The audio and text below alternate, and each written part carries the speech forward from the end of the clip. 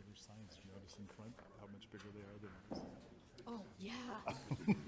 I know, because we have our little teeny town. Oh, they made us bigger sign.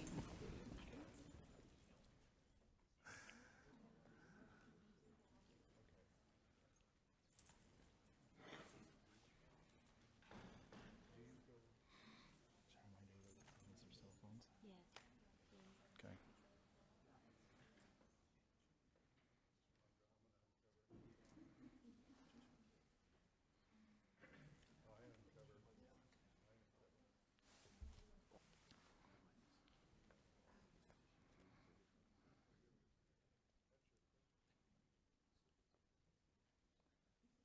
Anticipation, right? I know. Did you only get one? Yeah. I wonder if people know they want to put that out. Or they told me. We'll announce that. Yeah. So far. Okay, I think we're ready to start.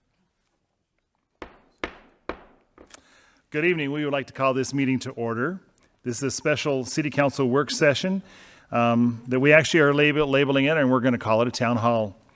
Held here in the Mojave County Board of Supervisors Auditorium, and starting at 5:30 p.m. Tuesday, October 8th, 2024. First, I do want to thank the Board of Supervisors and the county for letting us use this beautiful auditorium. We appreciate that. All work session items listed here are for discussion only. No action can or will be taken. The primary purpose of work session meetings is to provide the City Council with the opportunity for in-depth discussion and study of specific subjects. Public comment is not provided for on the agenda and may be made only as approved by consensus of the council. In appropriate circumstances, a brief presentation may be permitted by a member of the public or another interested party on an agenda item if invited by the mayor or city manager to do so. The mayor may limit or end the time for such presentations. Of course, reading that, I'm thinking, wait, this is a town hall. The whole reason we're having this is to invite you to come forward and share your ideas and thoughts and opinions on the subjects that we'll cover tonight. So, once again, we appreciate you being here. We'd like to turn some time over to our Deputy City Clerk for roll call. Mayor Watkins, Present. Vice Mayor Samley, Here. Councilmember Eric, Present. Councilmember Savage, Here. Councilmember Scott Staley, Present. Councilmember Walker is excused tonight, Councilmember Ward, Here. we have a quorum. Thank you, Tanya. Appreciate that. I'd like to invite all of us to stand for the Pledge of Allegiance, and I've asked our Police Chief, Rusty Cooper, to lead us in that. Please join me in the Pledge of Allegiance. I pledge allegiance to the flag of the United States of America and to the republic for which it stands, one nation, under God, indivisible, with liberty and justice for all. Now, we had roll call, but actually what I'd like to do is have everybody up here on the dais introduce themselves. So we will start with our city attorney, Mr. Cooper. I'm Carl Cooper. I'm the Kingman City Attorney. Tim Walsh, I'm the city manager. Tanya Ferguson, Deputy City Clerk. Angus Eric, Kingman City Council. Smiley Ward, Kingman City Council. Sean Savage, Kingman City Council. Jamie Staley, Kingman City Council. Ken Watkins, Mayor, City of Kingman. Chair Samley, Vice Mayor, City of Kingman. Rusty Cooper, Kingman Police Chief. Don Bischoff, Sheriff's Office Jail Reentry Program. Michael Smith, Director of Community Services from Mojave County. Debbie Pennington, President and CEO of River City United Way. Troy Grover, Forensic Program Manager for Hope Lives. Melanie Windecker, Administrator for Cornerstone Mission. April Thornton, Program Director, Southwest Behavioral Health. Dawn Abbott, CEO for Mojave Mental Health Clinic. Thank you. And of course, I'd like to welcome all of you who are up here on the dais in our discussion. And actually, we will be giving you some time to share your thoughts on this item that we're talking about tonight. And of course, once again, welcome to everybody here in the auditorium. Item number 1 on our agenda: discussion on Kingman area crime and homelessness. As you know, we sent out a survey, and this was probably the top item that received the most interest. And so we wanted to lead off our town hall with this tonight, and we will have future town halls where we just discuss some of the other items that all of us as citizens of the City of Kingman want to talk about. City of Kingman Council, staff, and community partners will host a town hall discussion on Kingman area crime and homelessness and respond to questions from the community. We'd like to turn some time over to our city manager, Tim Walsh. Thank you, Mr. Mayor, and I want to thank everybody for coming out tonight, and thank you for the panel participants. The town hall tonight, as the mayor mentioned, council had expressed interest in hosting a town hall and discussing topics that were important to our citizens. We put out a survey and received 212 responses to that survey, and the top item for discussion was crime and homelessness within Kingman. With that, we reached out to some of the community experts here to help us in addressing the issue and having a good discussion on possible solutions, things that can be done, and how to address these issues. As we just went through the panel, as you heard, they are experts in this field, and we really appreciate them being here tonight. The way that we'll go tonight is if you would like to ask a question, share a comment, speak in any way, we ask that you do fill out a form in the back. We've got a couple of tables in the back. If you can fill out that form, that'll help us to kind of keep things moving smoothly. But what we will do is we'll start off and let our panel go through and introduce themselves, share a little bit about themselves and their organization, and then once we go through that and we understand what all is being provided here in our community, then we will open it up to the public for comments and questions, and then we'll try and keep it somewhat informal. As our panel or city council would like to respond, we'll just kind of address it as those come. So with that, I'd like to turn it over. We'll start with Chief Cooper. Thank you, Manager Walsh. As previously stated, my name is Rusty Cooper. I've been the Kingman Chief for 4 years now, a little over 4 years, and I've been with the Kingman Police Department for almost 33 years at this point.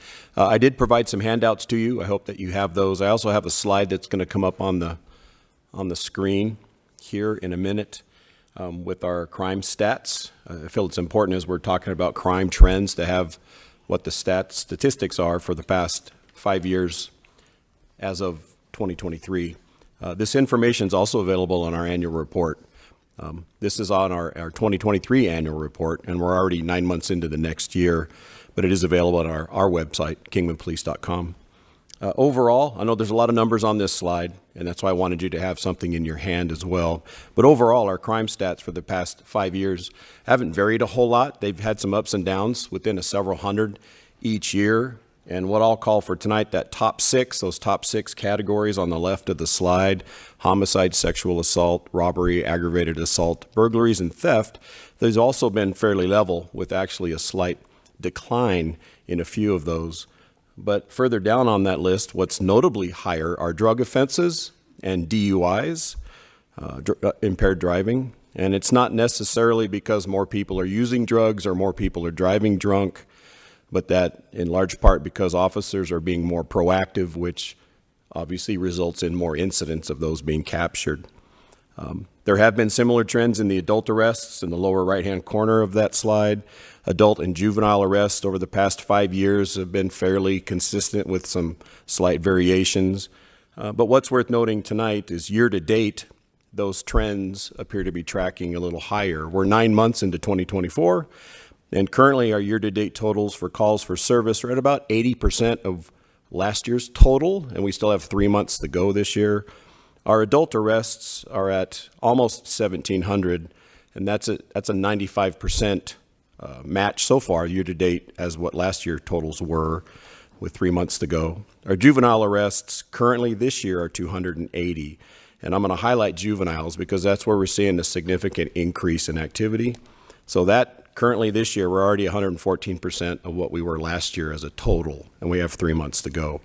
But what's not captured in these statistics are the increases in violence potential or actual acts of violence. And we don't have a way to track that. I just know that based on conversations with my team, our use of force incidents, how we track those, that there is an increased in that. And when I say violence potential, what I'm talking about are the odds or the likelihood of a subject or subjects to be non-compliant or be aggressive, either with the police officers at the time or with the victims in the process of the incident.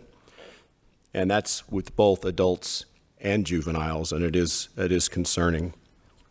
And in response to that, we are addressing the increase in youth violence.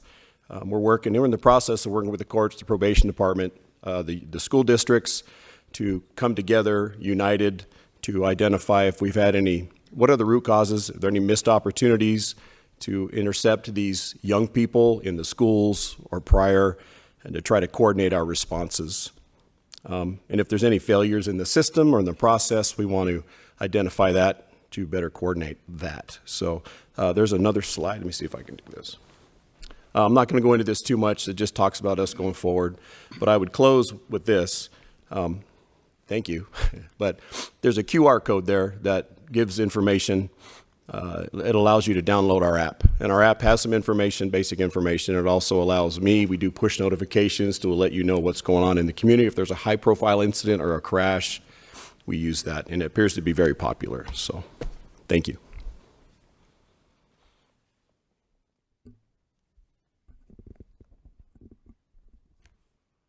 So I'm Captain Don Bischoff with the Sheriff's Office, as I mentioned. I'm sorry I don't have a pretty PowerPoint presentation for you. I was upped by the police chief. But I am going to up him. I've been in law enforcement, specifically with the Sheriff's Office in this county for 37 years. So a couple more years than the chief. But I spent the first 25 years, essentially the first 25 years of my law enforcement career in patrol. And for about 8.5 years, I ran our local jail, and now coming up on 3 years, the sheriff has assigned me to run our special jail reentry program. So I went from having a lot of headaches running the jail and 150 some odd employees to having fewer headaches, but certainly no middle of the night phone calls and only 6 staff. So that's just a snapshot of who I am, and I think I would add, along with my long career in law enforcement in this county, I did graduate high school just up the street, so I consider this my community.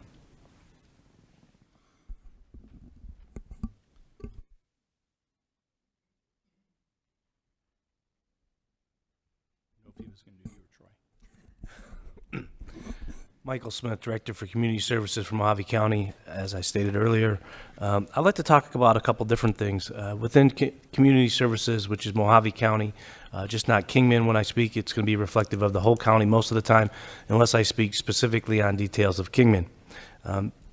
What I would say is within our department, our core focus is 2 different areas, and we have 2 different divisions. We have the Workforce Division, and then we have the Mojave County Housing Authority. But what I really want to touch on is the work division at this moment in time. I know we talked about homelessness, but I believe that through our department, we can really change the trajectory of people's lives when we give them the opportunity to be self-sufficient and support themselves. Through our department, we have many trainings. We work with MCC, Mojave Community College, which just recently changed to Mojave College.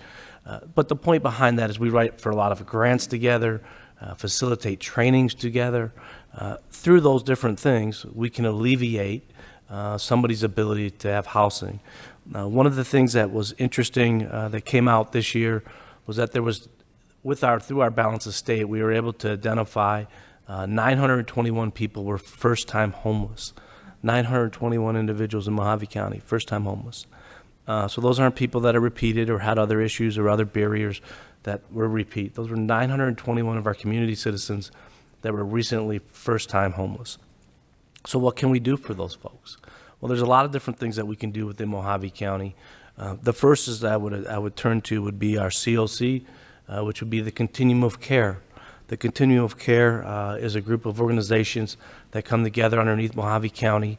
That's also chaired by Kelly Williams within my department as the chair. She's done a phenomenal job bringing people together, as well as increasing the number of organizations coming to the table to provide services. Some of the things that we've also identified through the COC as well as through Arizona at Work, was how do we make these connections? How are we partnering together to really make a difference? How are we telling our story? Part of that story is that we've recently, well, I shouldn't say recent, but we have about a year's worth of data now from our system. It's called Atlas, our community resource referral system. We have about 75 community partners at this time on board. The nice part about that is when we send referrals from one agency to another, so when the Housing Authority sends one to, let's say, United Way, or we send one over to Cornerstone, those referrals actually get sent electronically, so it's a warm handoff. Additionally, with the phone call, we really can make a difference in our community that way on several fronts. When they show up at the door of another agency, somebody's expecting them, right? And it's a warm handoff. It's not like, oh yeah, go see so-and-so. And then you get there, brr, brr, they're no longer there, right? So we can update all this information real time. So those are important things to touch on. But not only that, through the county and through our local area, by using this, we can really make a difference in the data and telling our story. And those things matter, right? It's going to matter when the COVID money goes away, which we're seeing all across the country. The COVID money is going away. It's drying up, right? However, there still are grants. There still are opportunities. But people want to know, what did you do with the money? Were you successful? Were your outcomes? And so I'd like to turn everybody's attention just to a couple different things that I have number-wise that I'd like to share. And first, those would be last year, for the first time here, we did an event through the COC, which most of the people on the panel participated in, I'm happy to say. In that event, we saw 191 community members.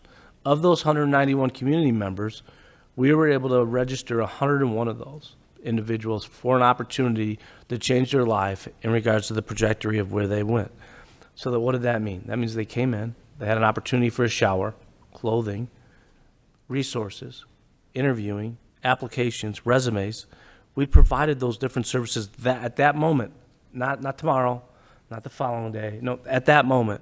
And people got hired at that event that day. I know that happened for a fact. So we're proud of those different opportunities that we provided the community. And that was just here in Kingman. And there was a lot of different things. I can go through just a little bit of the data of the things that we identified. 17 people were veterans. We provided 60 haircuts that day for individuals to have a clean cut, be able to go apply for a job and feel differently about yourself. 54 received new clothing. We helped 12 people with communication process, meaning a phone, to be able to access and receive calls and be able to see that. There were 7 hires directly on that day, 30 referrals to Mojave College to receive training or education. So those were just a little bit of a snapshot that I wanted to share about workforce, because I believe through workforce we can change lives and give people the ability to afford to be able to work and live and play in Mojave County. With that being said, I would also refer back to the Mojave County Housing Authority, the other side of the house. And we did a housing study, housing needs assessment, for those that are unaware. One of the things in the housing assessment that came out was that there's a significant push, or there's a significant need from people needing affordable housing at the lowest levels in our community, to the people at the highest level of the community needing a place, a residency, moving into the community, so forth and so on. So what we've seen is like a Coke can getting crushed, right? So all the folks that are in the middle are fighting with everybody. Well, not fighting, they're all competing for the same resources to have that. So if you're someone on the lower spectrum of the housing industry and you're trying to reach up, landlords increase the rents. Why? Because the demand is there. And then the people on top, they can afford more, so they're paying more, right? So it's pushing everything together and squishing the middle area, the middle class. And so that affordable housing, that's where I'm driving at with the question. And so we've been doing a lot of different things locally with developers to really try to make a difference on the housing components, from different new contextual design of buildings. One of those would be Strata. It's a foam-built home that we've talked to several developers, and they're in the prospect of looking at that. The reason I bring that one up is the neat part about it is the product is all made here in Kingman. There's a company out at the airport at the industrial park called Atlas. They actually make the foam panels that the house is then constructed out of. The R value is 75 in the walls, and the ceiling it's 150. It's a really unique product, as well as we went over and saw the boxables. Those are another unique opportunity for people living, as well as manufactured homes. So we've explored a lot of different areas and arenas to provide the local builders for their development. Some of the things that came out of the housing study as well, specifically related to Kingman, I would note was the square foot, and I don't know if this was changed, so I'm glad to see the city manager and the mayor's here. Maybe one of them would know. But one of the things that we did see that came out of the study was that in regards to the square footage and the fees, there was just from the average build of a home, right, to the average fees when it goes up that next level, there was just about 200 or 300 square foot where if you changed it, majority of the homes then would fall below that level and would really make a difference in the developer fees as they were applied to developers within Kingman. So those are one of the things that came out of the housing study. There's a lot of different things that we can do in the community and when it comes to housing, right? But here at the Housing Authority, we're facilitators. We don't build houses, so forth and so on. Another interesting fact that I'll share is that we've also been in brief discussions with different developers in regards to the LIHTC, the low-income house tax credit. And so I'm going to share this for the first time, is that, and the reason I'm saying that, share for the first time, it's not that it's the first time being shared, but the qualified allocation plan through the state for the local low-income house tax credit, right? They've recently stated that they most likely are going to stay with the same plan. And why is that important? Well, if you look at the plan and the way it's allocated, is that for you really to be competitive as a city or us as a county, two things have to happen. One, we need to be in certain zones where people qualify in regards to the need.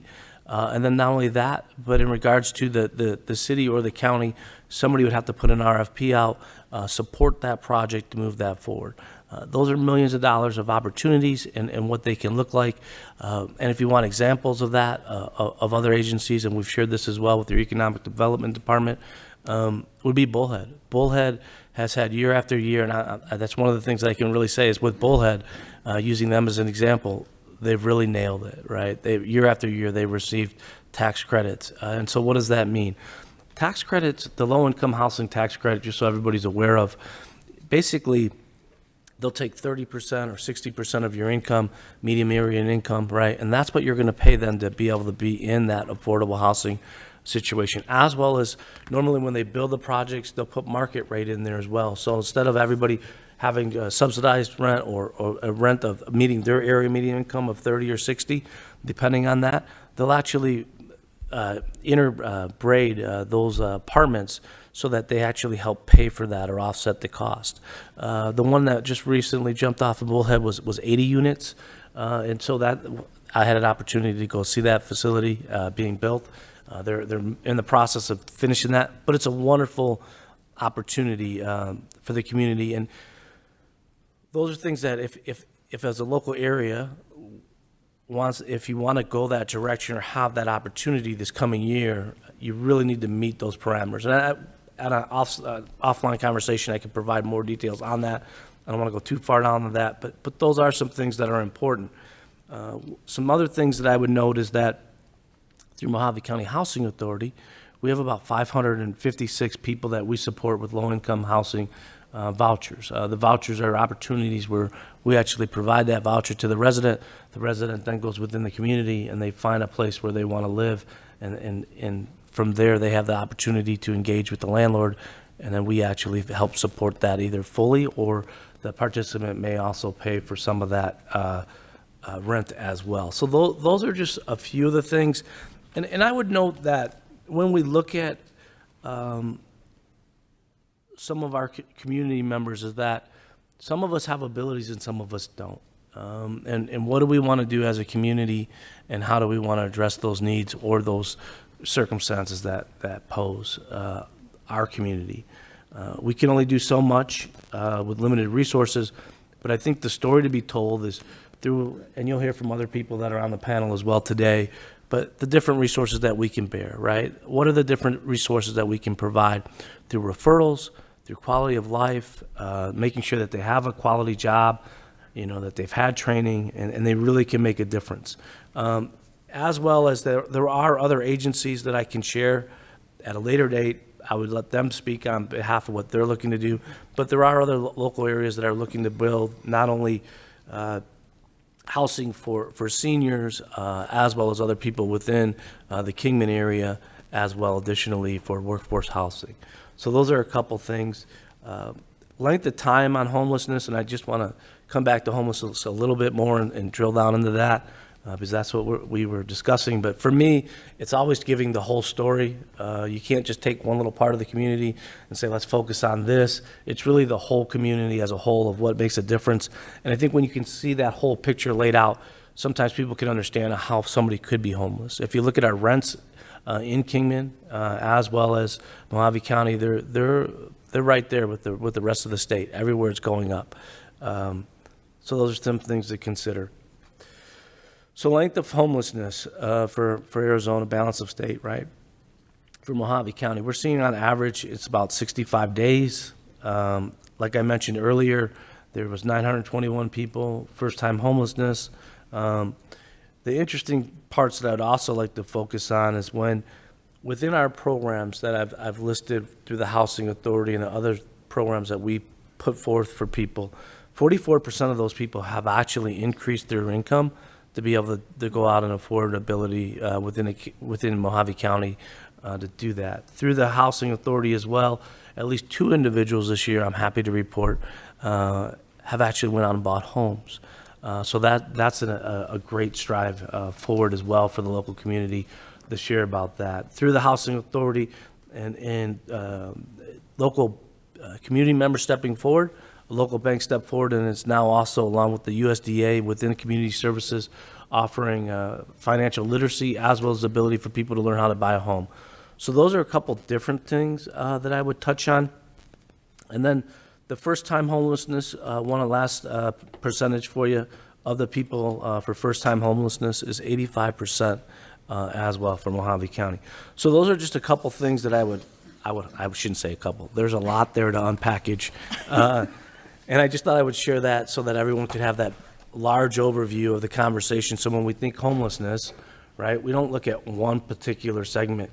It's the whole overall package of what we need to address to make sure that we're doing that, from education, the opportunity, the training, the more college. All of these things really play a difference in somebody's outcome.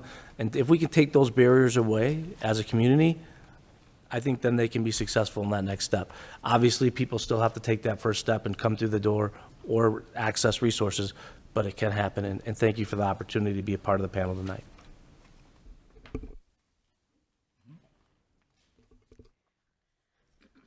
Okay, my name is Debbie Pennington, and one of the things that I kind of wanted to bring to the table here, River Cities United Way has always been one of the resource hubs.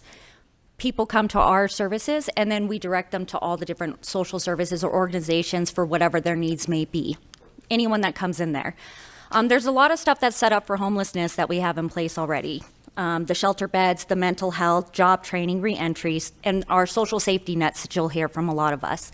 But one thing that we did over the course of the last year was start a program called Community Health Workers, where we were really looking at helping individuals with doctor's appointments, making sure they had a primary care physician.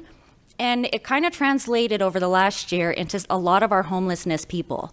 We started getting them connected to a primary care physician to really start caring about their health. And one thing that we really started seeing with these individuals is at first sight, they are not mentally stable. There is a stabilization thing that has to happen in the very beginning when we're working with some of these individuals. And it's not just substance abuse, it's dual diagnosis. There's a lot going on. We don't know what's happened in their past histories of trauma or what's happened on the streets or those different kinds of things. And when we take those into considerations and we start working with them and going to those doctor's appointments with them and helping advocate for them, that first time when we get them stable, then we can start helping them with the next steps or the next 3 things they need to do for their plan, and then start building upon that. And slowly but surely, what we started seeing as they're still homeless, we have 6 of them right now that are in our program, and they are going to their counselors regularly. They're getting on their medications. They're not utilizing. They have jobs today, and they're still homeless. They may be couch surfing right now, but they are stable and they are being productive people in our society. And there's a lot that stems around that very beginning entry form of how we're helping those individuals. And a lot of it is that stabilization. We can Title 36 somebody, but that's a lot of effort when we do that to somebody. And a lot of times it's really just taking the time to build trust with that individual, and they take the steps on their own once they feel that they are actually starting to get the help that they need. But if you realize the mental capacity that a lot of those people are under out there in the streets, they're in survival mode. They are not thinking in logical terms. They are just looking at their very next need they need to get met, whether that is stealing, whether that is, any of the different crimes that they're committing and those types of things, because they are just trying to survive.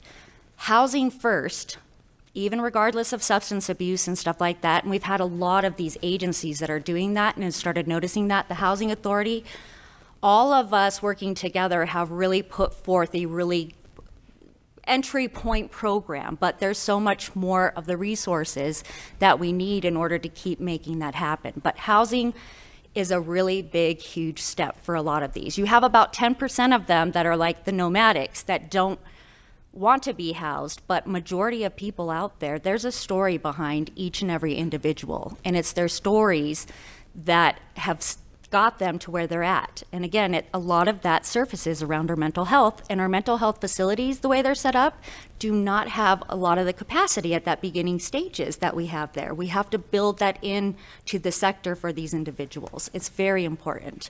Stabilization really helps, because when you're out there and you're thinking, the government is spying on you and they got chips in you and things like that, you can't help them get to the next part of the process. But you do see these same individuals, if you're working with them, actually come back to that baseline and really start doing a lot of effective work for themselves. And they don't want much. That's the thing. They don't want much. They just want the normal house over their head, peace of mind, pay their bills, and live the quality life that they deserve. Thanks, Debbie. I'm Troy Grover. I'm the Forensic Program Manager for Hope Lives, and we're one of the community partners that work with our health homes, Cornerstone, United Way, and Captain Bischoff's team at the jail. I'm a felon. I spent 5 years in prison. All of my employees are felons. We're all in recovery. And our job is to reach out to people when they're incarcerated, when they're going through probation or the treatment courts. We provide the peer support for Quality of Life Court here in Kingman and in Havasu.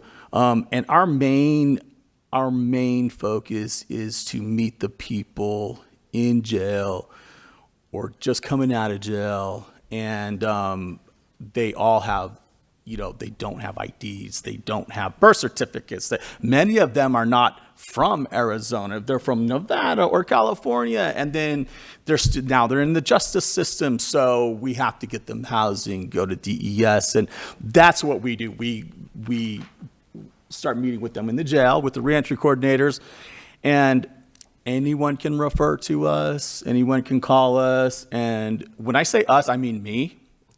And pretty much because we're new, and I only have one other employer right now, and he has a kid, so I'm the one that gets to be in the community, which is fine. I prefer it that way. But so I'm the person that goes out and picks up the people, meets them where they're at, and says, what do we need to do first? Is it detox? Is it checking with your PO? Is it housing? And I put them in my car, and we go do it. I think that Melanie cringes when she sees me pull up because he doesn't believe in business hours.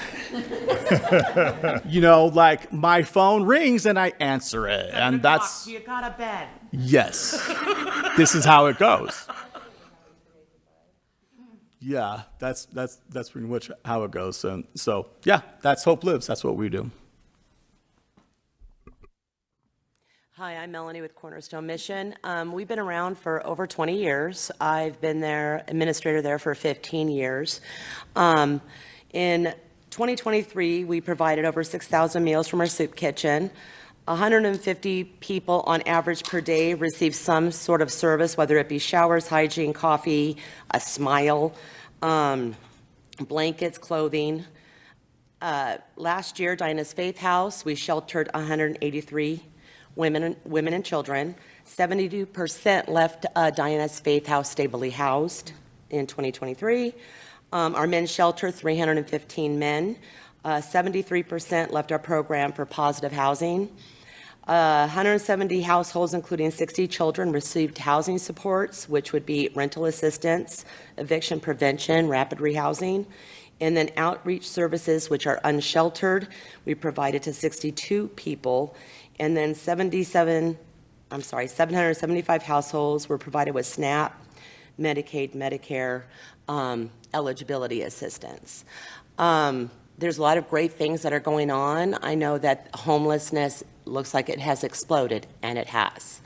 There have been a lot of difficulties over the last 15 years, but things are looking really good. We have a lot of recovery things that are going on. You know, Troy coming here has been a blessing. Re-entry, we have a re-entry committee that we all participate in. And then Kelly is amazing. What we do is everywhere, all of us case managers, no matter where you're at, does what's called a spit out. We do an assessment. And then every other week, we look at our homelessness, and we have what's called dynamic case conferencing.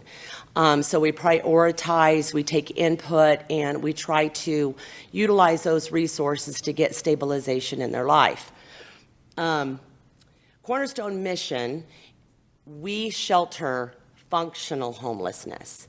It is difficult for us, and I know it's hard because sometimes people will see people and they want them to come in. It makes them more comfortable having them in our shelter when you see them sleeping somewhere that you don't like them sleeping. They have to actively participate. Cornerstone Mission is very small. We have very small resources, and we have to be good stewards. Majority of our funding comes from the community. So we have to be good stewards of that funding. So we are more of a help up, not a handout. There's a lot of situations that are causing spiraling down right now. We've hit about on the rents. Today, I had a family, not a family, but older couple. They're on a limited income. They've lived in the same unit for 11 years. When they rented that unit, it was $650 a month. That unit is now $1,500. They can no longer afford it. Okay, that is how much of an increase this one unit is. I can't get them into anything under than $1,332 a month. On top of that, I think you've all seen the explosive electric bills that have gone on. Cornerstone Mission has had a 30% increase in the last 2 months. I don't know how we're going to do it. Our electric bill used to be $1,400. We are back $3,000 in just electric. You know, so there's a lot of factors that play into that. But I do have some stories I want to share from actual clients. And go ahead.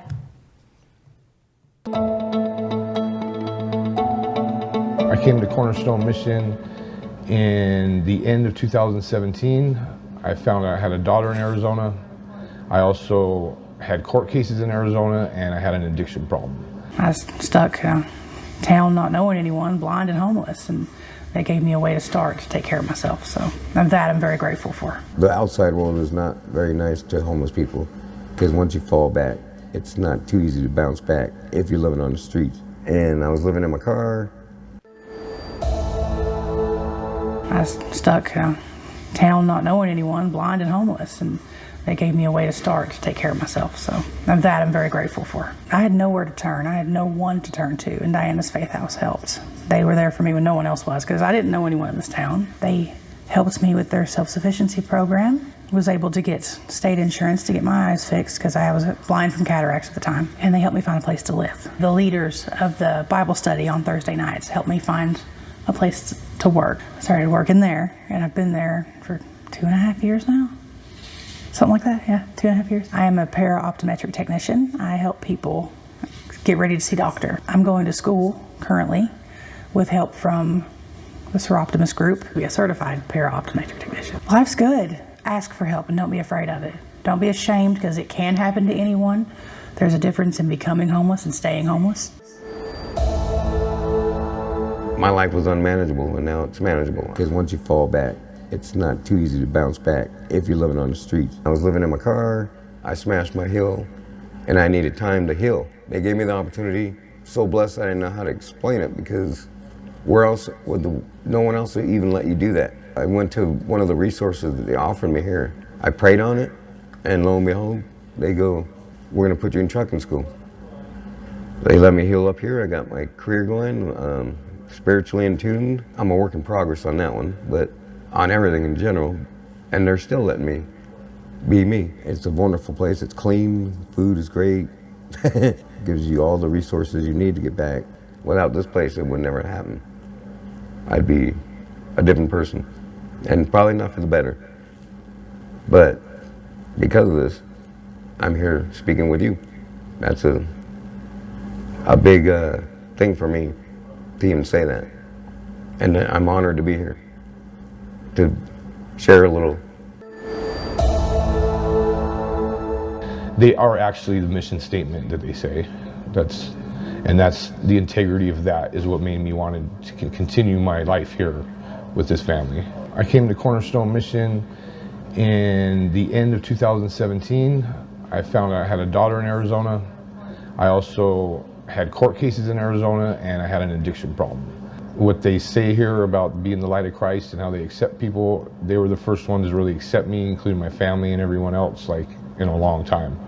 So I decided to give the program a chance. I'm from California. I've been to Florida, I've been to Oregon. I've never seen a place like this, and this is the only place you walk in and you can feel it, and that's what helped me to make the decision to change my life. The constant support that this place gives you. If you want to make it, you can make it here, and you'll have all the support you need. Being homeless and getting through this program isn't just about doing your chores and following your rules. It's about someone showing compassion. It's about second chances, and I learned that. Now I'm the co-chair for the Mojave County Continuum of Care. Now I get the ability to bring people through what I went through, and it's the most fulfilling thing I've ever done. I love coming to work every day. I've never thought that. I've learned that happiness isn't about your money, it isn't about none of that. It's about coming to work and actually going home and knowing you're doing something, you know, and this, I don't know, that's just the behind the scenes things that people don't see, and sorry if I'm getting emotional, but this is how Cornerstone is, so. Financial support is always welcome. Please visit our website to donate, find out more information about volunteering, or what additional services we provide.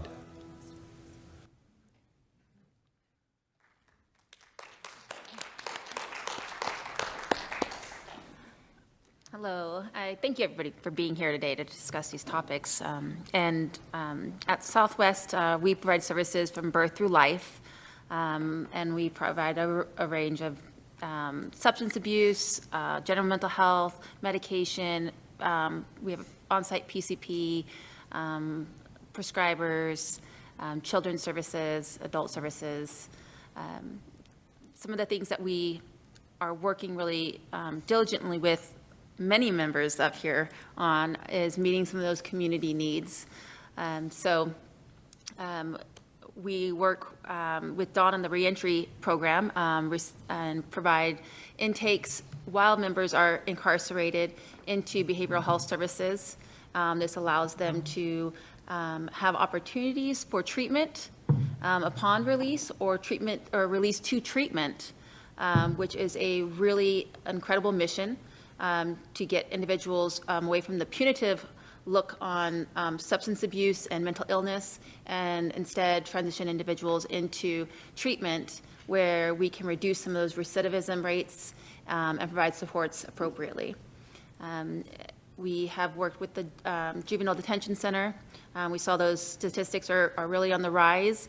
We're in there 3 days a week providing groups that are specific towards reduction in recidivism through their growth and future-oriented thinking. giving them ideas around what jobs that they can secure, helping them transition to programs that can support them, like Arizona at Work, and Adulting 101, which is a program through one of the health plans.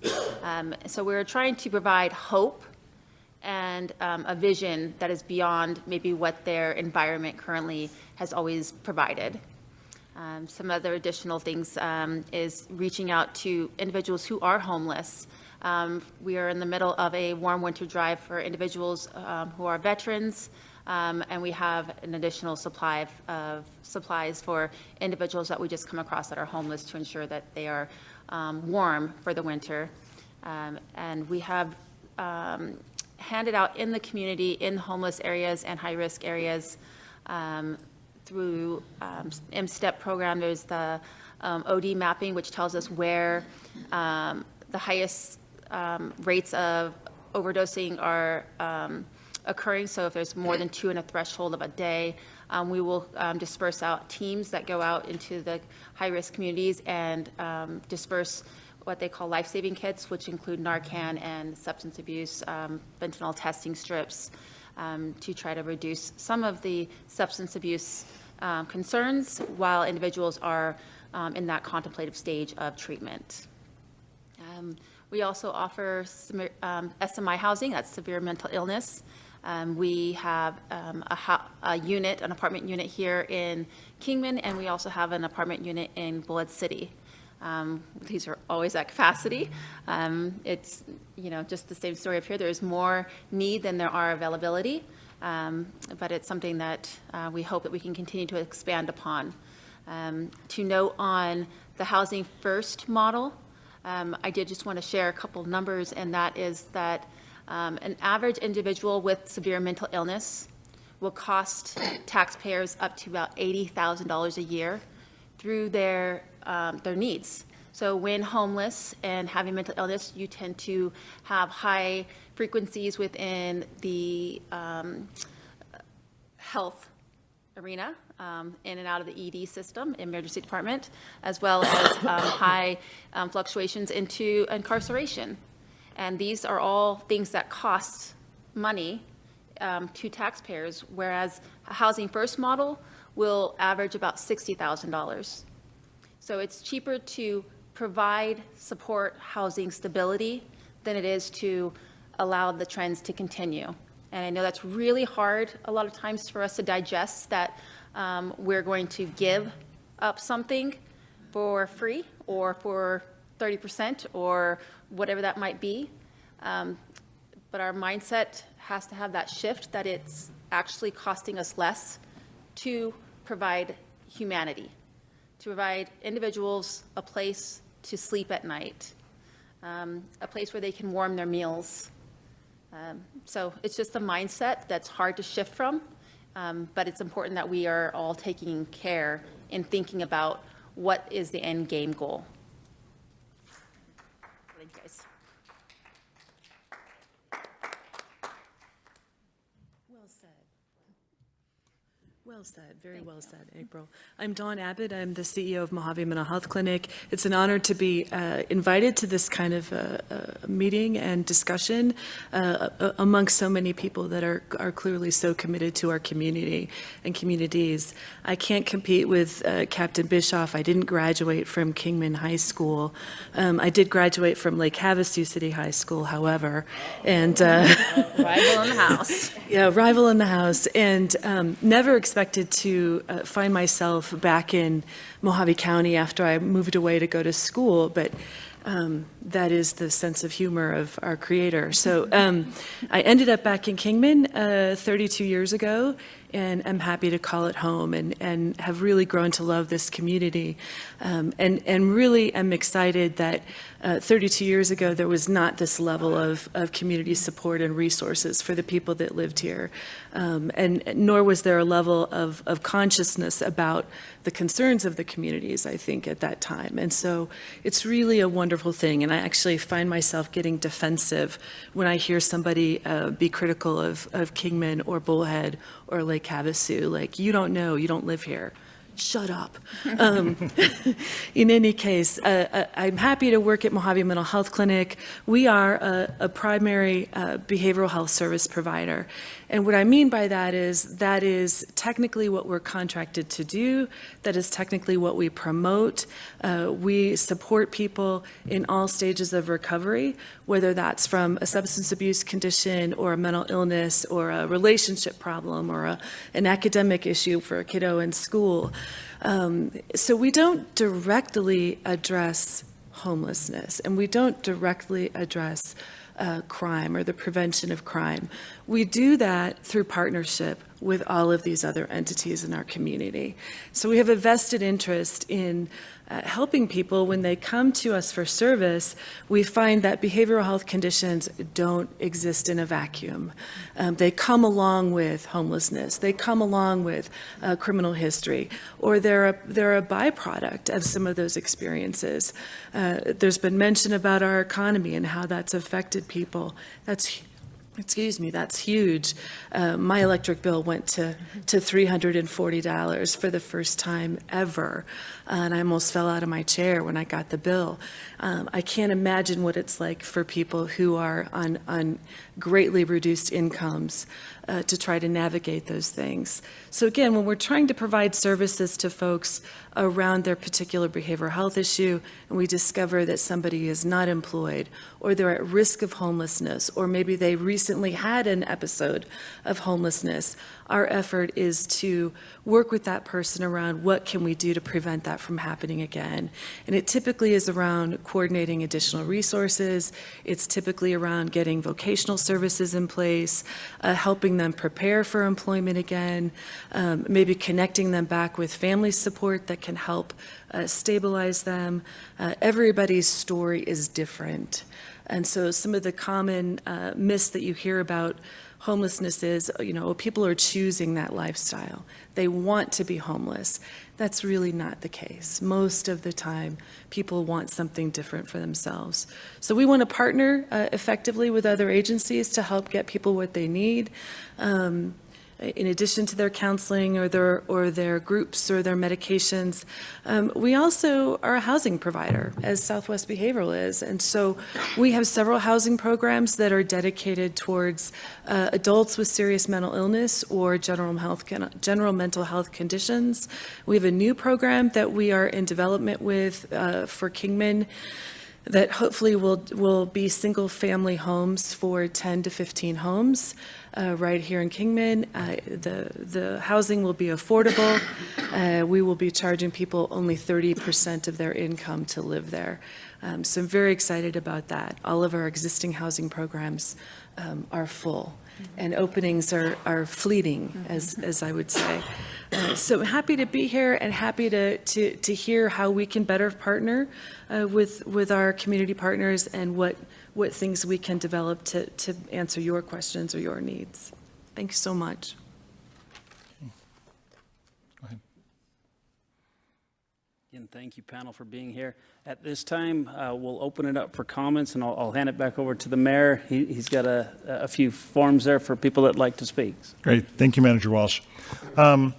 Actually, I only have 3. At first, we weren't sure how many people were going to show up tonight and want to speak. And so we were going to try to limit it, like we do at our council meetings, public comment to about 3 minutes.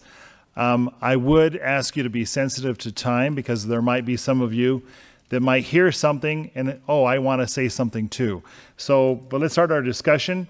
And of course, you've heard our great panel that we have up here.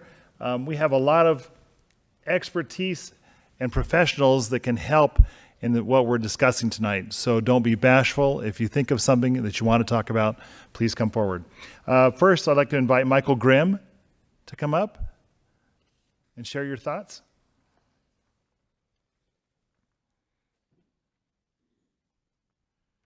Honorable Mayor, Vice Mayor, council members, and board members who are here present. My name is Michael Grimm. I live in Kingman, Arizona. I've been here since 2015. I've been retired for 23 years, and I've been volunteering for 23 years. I originally moved to Lake Havasu and have since relocated to Kingman. because of a family situation that I had with Diana's house, and I needed to come down to take care of that, so I just stayed. I was going to College Park Church up by the college, and I met Joe and Kathy Burns, and they're basically from Lake Havasu also.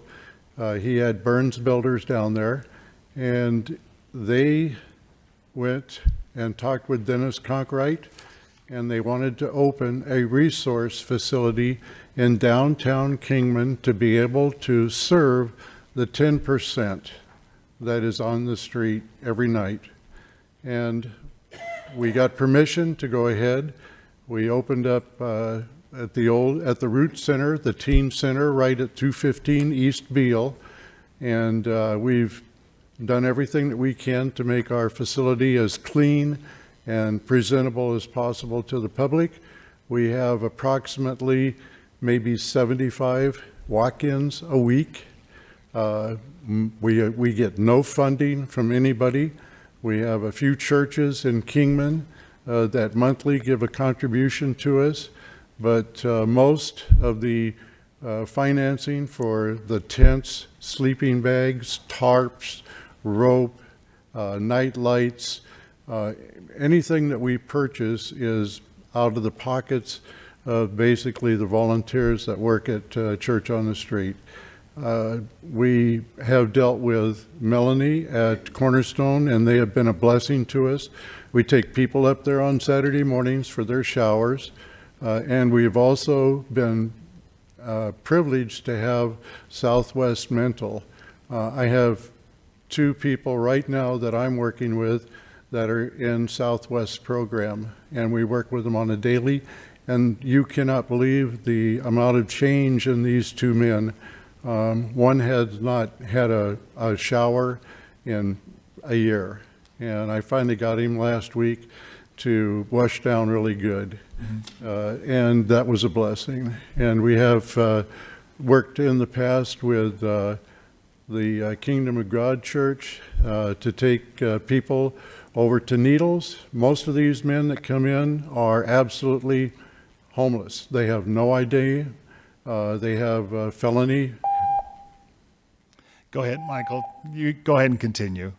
They have felony past, and these are that 10% that really need help. I know right now, you know, the location of a lot of these men that are sleeping under the freeways or the bushes or wherever it is. I came down from Medford, Oregon, and in the winters when the weather got really bad, like we get here, the rains, the city would open up the National Guard Armory, and they had fold-down cots, and they would use that to be able to provide overnight housing so people could get out of the weather.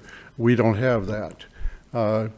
Catholic Charities finally came through and got Motel 66, and boy, what an uproar that happened. Nobody wanted to see that facility, period. They didn't want it in our town. And that's going to be a great facility, but we need a facility in downtown Kingman, so when the weather is absolutely miserable in the wintertime, as these guys come into Church on the Street, we can take them out the back and have a facility available where they can at least get out of the rain, get warm food, and get a place to stay for the night. And that would be, for us, that would be a godsend. We're saving our own money financially to try to buy something in downtown Kingman, but like everybody else, everything's doubled in price. So I thank you so much for your time, and we appreciate all the help that we get from the churches, and the Christian community here in Kingman is phenomenal. They just give and give, and I thank God for each and every one of them. Thank you. Thank you, Michael. And we appreciate your positive influence on those you come in contact with. Thank you. Edward Dobash? I probably killed that last name. I'm sorry. You got it right. Well, thank you.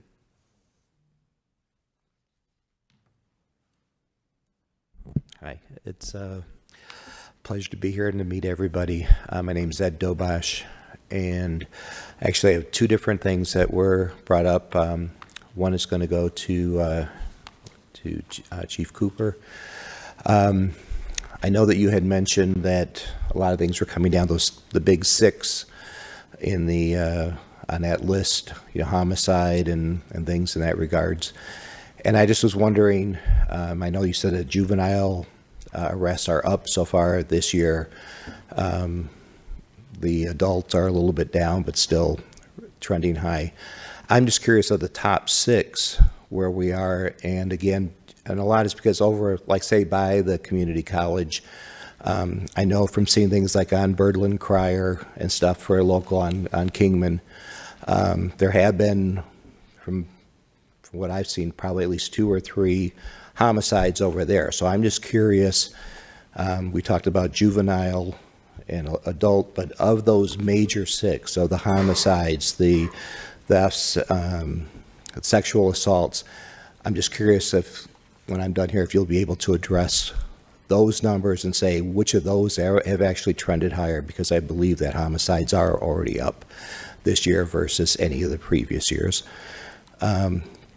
Yeah, so what I can tell you, Ed, is some of what you're talking about is in the county. So the area where the community college is and things, that's in the sheriff's office jurisdiction, so I can't speak to that directly. Captain Bischoff might be able to do that. But I can tell you in regards to Kingman, our homicides this year are 3 within the city limits, and we still have 3 months to go. So that is definitely higher than what it's been in the previous years, for sure. No juveniles involved to those directly, other than part of the victims and the families. But there is an increase in juvenile involvement in burglaries and thefts, also vehicle thefts. We went through a rash of those before. So that there is youth connected to those things. And I think Captain Bischoff has something he can speak to. So, yeah, and I can speak from a countywide perspective, and I don't have any of the numbers or stats parsed out by city or area, but as the chief mentioned, in the area of our college is kind of, pieces of it are county, pieces of it are actually inside the city limits. But speaking from a county perspective, and I can't rattle off the statistics, but what I can tell you that during the years that I oversaw the operation of our county jail, and of course we receive prisoners from every law enforcement agency in the county, at one point in time during the pandemic, we had 24 individuals in our facility charged with a homicide-related offense. So where did those all come from? Well, some came from Kingman, some came from Bullhead, some come from Lake Havasu City. And when I speak of those areas, I mean all of the unincorporated areas as well.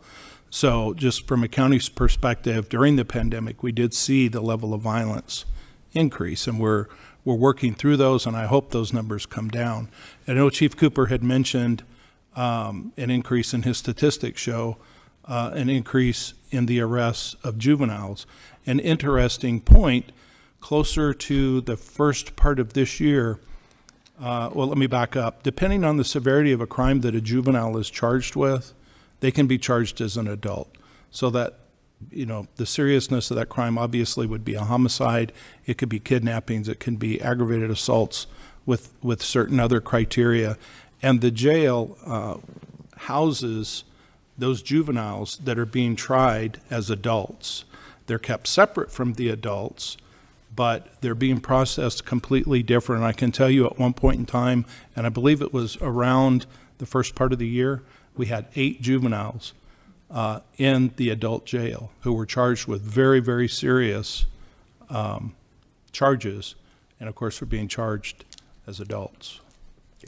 I thank you, and like I said, and I'm not sure if there's any correlation between the economy with homelessness or whatever that is leading to, in those 6 areas, it being higher, or just I don't know, just people not knowing how to act. I'm comfortable to say that there is absolutely a correlation between society issues, the broken family issues, the increase in mental health, the inability to interact socially, the fake environment social media provides in gaming, and all of these things are contributing. Well, I appreciate you being honest with that too. Thank you.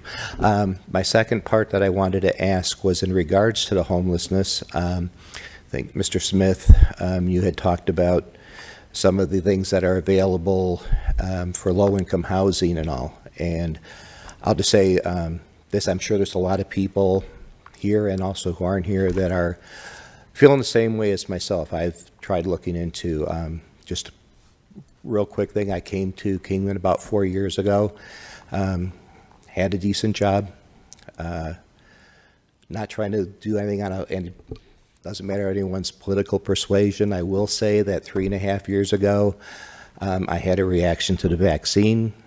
I am no longer able to work with what I was diagnosed with, which they said was a reaction to the vaccine. They said if 8 years from then, which was still 4.5 years from now, if I'm still around, I'll be in the 5% that has survived. So it's really tough because I don't have an income now. My wife has MS. We have a home, but we're trying to be able to get by. So, and as everyone has said, things are higher up with utilities, the groceries, everything else in that regard. So I thought, okay, if I could try to be able to find something about helping, I'm considered low income. We try to stay in Kingman because of the health bit. Thank goodness KRMC, as much as people say, you hear negative things, I will say they've been very helpful, and they are helping where I only pay a portion, a percentage of the full bill because of being low income. But I looked into saying, can I get any help on a voucher-wise or low income? And what I was shocked to find out, and this was just a couple days ago, actually just yesterday, was they said that you can't even put in an application for the vouchers right now, that it was only open from May 1st to May 31st of this year, and that it could be 2 more years before there's an application open for it again. So someone in my position or someone else who might be here or, you know, they don't even have the opportunity to be able to apply for that. And then I said, well, okay, say I'm around in 2 years and I do it. They said, the wait list is 6 to 8 years to get assistance. So when I look at that and I hear, I mean, yes, it's very positive when you say that, oh, well, we have this, we have vouchers, we have low-income housing, but we don't. And I'm wondering what can be done because we don't. And it affects me, it affects my wife, and I'm sure it affects a lot, anybody who's on a fixed income here in Kingman, it's affecting.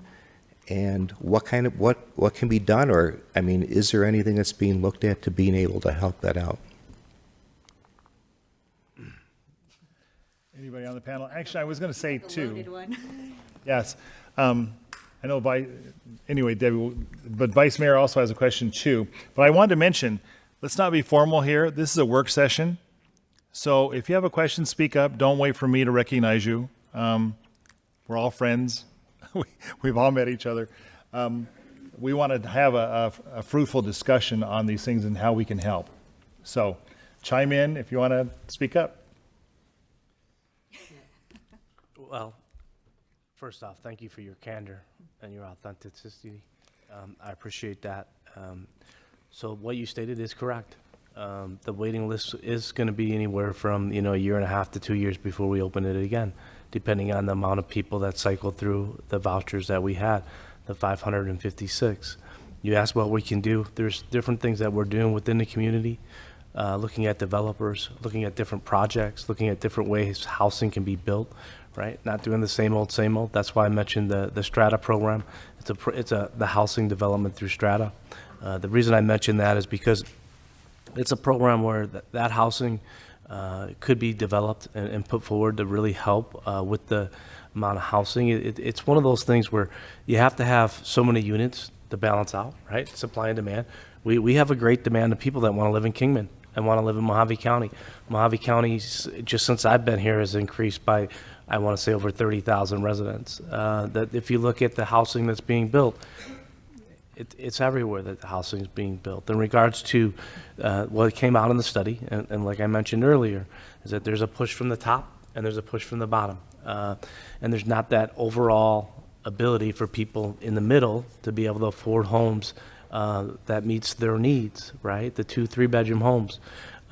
So we're trying to do that. We're looking at bringing in different builders, have those conversations, finding ways to write for other grants.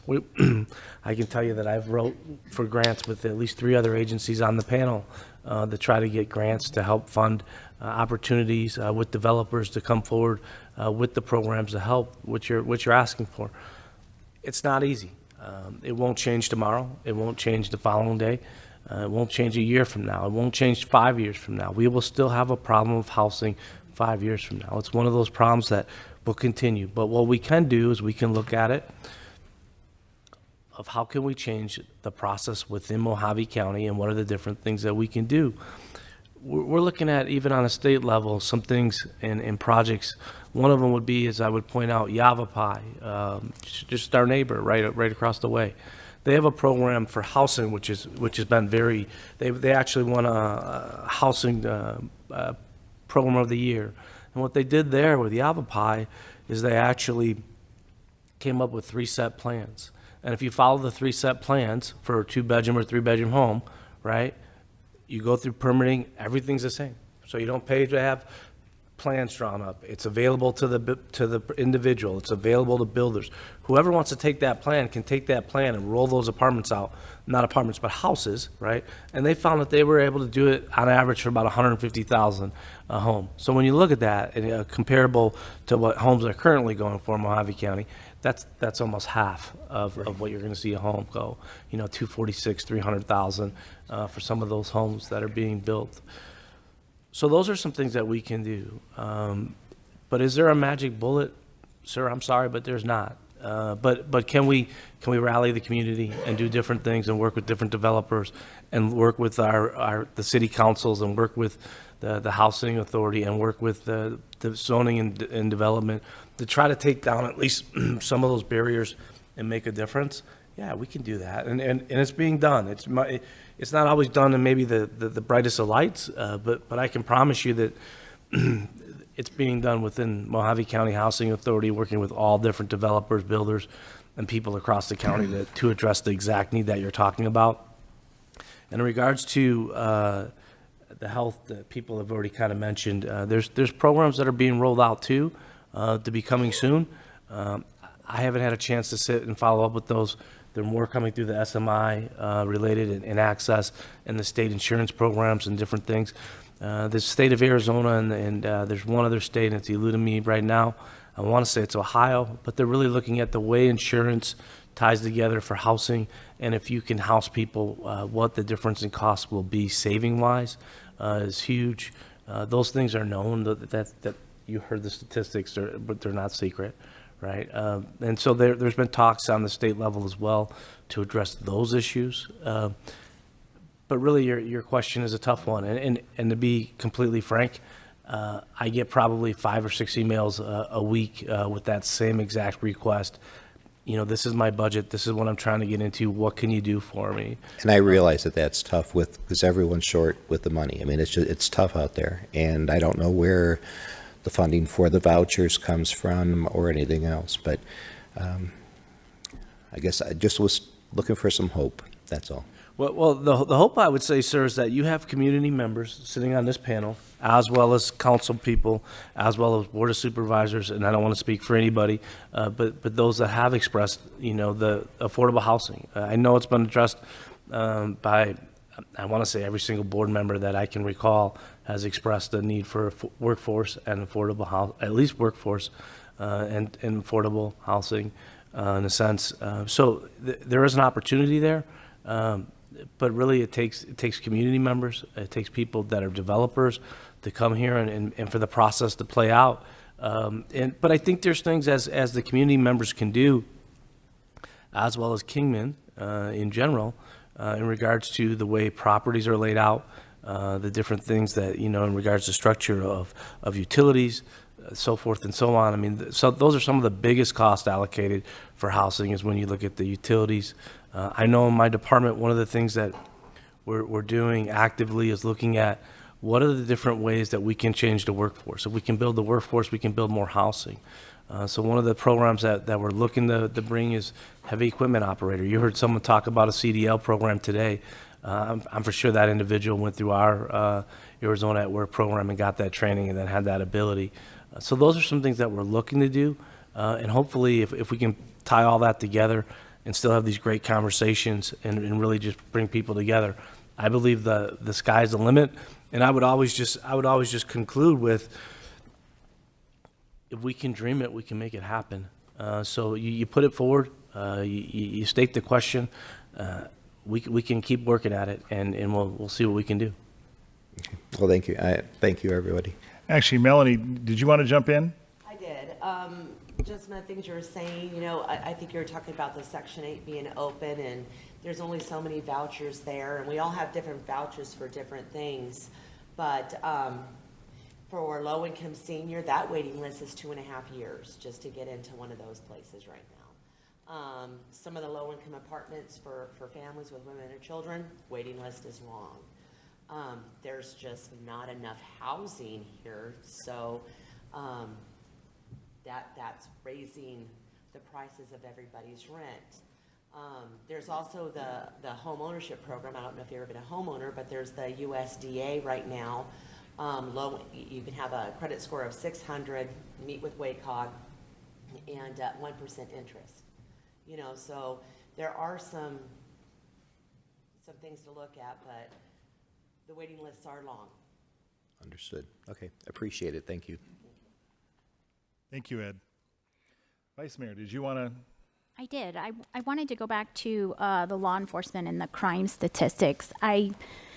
One of the messages in our community is, well, that's in the city or that's in the county, so I just wanted to know, we have crime in the county, we have crime in the city, but it's all still our community, and we have neighbors that could live across the street and they're in the county. So I would like to know what the agencies are doing to work together across city county lines to help with crime and bringing crime statistics down, or what's being done between the agencies. Thank you. So we do work very closely with the Tri-Cities as well as the Sheriff's Office, for sure. We probably work a little closer with the Sheriff's Office because we're so close to the unincorporated areas of our community. So when we're having a rash of events or incidents, we certainly do. I know we have regular, whether it's monthly meetings where the chief and the sheriffs, we meet regularly. Our investigators meet with a tri-state investigator. They call it Tri-State Investigator Network. They meet, I don't know if it's every 2 months, and they share the goings on and to try to coordinate information. Also with our drug task force, Magnet, we meet every 2 months as well.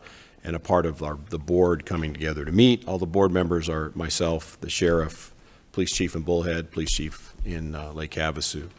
And we also shared crime trends, but also drugs. It focuses on drugs, but also communicates the crime things that are going on. So there is definitely open communication, and I would say the community should be very confident in that we are sharing information, and we do try to coordinate resources as well. So we're not all investigating the same thing and doing duplicative work. So for sure. Don. Yeah, the only thing I would add to that is that along with that collaboration is just information sharing. And I can tell you that each agency, probably all the agencies, have some form of a shift or daily pass down of events that have taken place. And I know that our two agencies, the Sheriff's Office and the Kingman Police Department, regularly share those pass downs. And because crime doesn't know where the city limits, well, they know maybe, but they don't care. So a crime can overlap from one jurisdiction into the other. And I know that, excuse me, for years, there's been great collaboration in this setting between the Sheriff's Office and the Police Department, and working together when the crime does cross jurisdictional boundaries so that things can be handled more efficiently and successfully. So there's great collaboration that goes on. Okay, thank you. Oh, yes, yes, Debbie. So some of the things that like some of our organizations started doing is working with our police and some of our other services, and that's where sort of the community health work and some of the homeless and stabilizing, where I bring that information into it, is because we realized when our officers were going out and handling some of those situations with our homeless individuals or just different situations they were encountering, that not always did they need to send them to jail or they needed to move them. Sometimes it was calling one of our agencies. So we created a card, and we just started it over the last year, where we had the 3 numbers. So one is a victim of a crime. It always goes through our Haven House that's out there. If it's anyone that has a mental health, it goes to our crisis team that is now there. And then anything other than that, then United Way is called, and we go out on scene. It could be 2 o'clock in the morning, it could be 4 o'clock in the morning, it could be 7 o'clock, because we all know crises happen not on our hours, service hours that we're in at our work. So when we go out, we are working with our officers and those individuals to take them away from those scenes and start working more closely with those individuals, even if it's on a repetitive calls or those different kinds of things, so that we're trying to help kind of cut down a little bit of that police interaction. And it also works with our fire department as well, because they get a lot of non-emergent calls, and so that caused us to put a task force together. So we have a senior task force, we have our just task force in general, just for our community needs. And then we also have a child's task force for our child care that we got going on. So we're looking at those different entities and how we can better partner strategically. And I know Troy also is one of those front of the lines that works with Melanie, and that's sort of how we all sort of work in partnership with our law enforcement and our fire department and our city councils and government agencies. Thank you. Becky Fossum. Becky, from our Chamber of Commerce, welcome.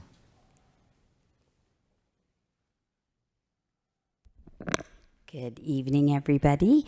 First of all, I want to say a huge thank you to all of you, especially the city, for bringing this together, and all of the agencies that work together. I think most of you know me and are aware that I spent 27 years in criminal defense before I took this job at the Chamber of Commerce, so well aware of the crime and the things that have happened in our community and the lack of services that we especially did have, and how much all of you working together were really moving in the right direction. And I can't say how much I applaud all of you for all of the services and everything that we are bringing into town, and the treatment centers and everything is just huge. So, again, thank you for all of that.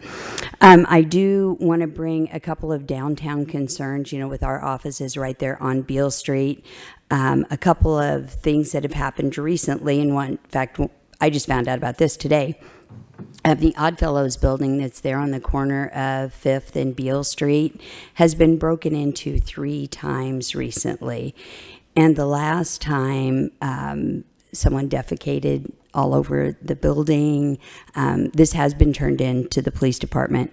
And vulgar things written on the walls that I'm not going to say in this company, but relating to harming children. And just awful stuff that's right there in the heart of our downtown, this great renovation project that we just did, and to have that right down there is just awful.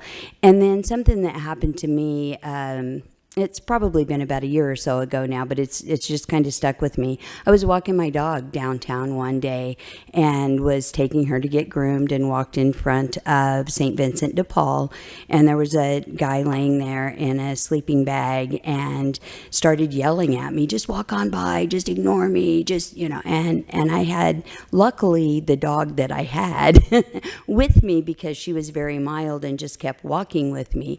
Had I had my other dog, probably wouldn't have gone so well for my dog or the person laying on the street, because she would have tried to protect me, and it could have been a really, really ugly situation.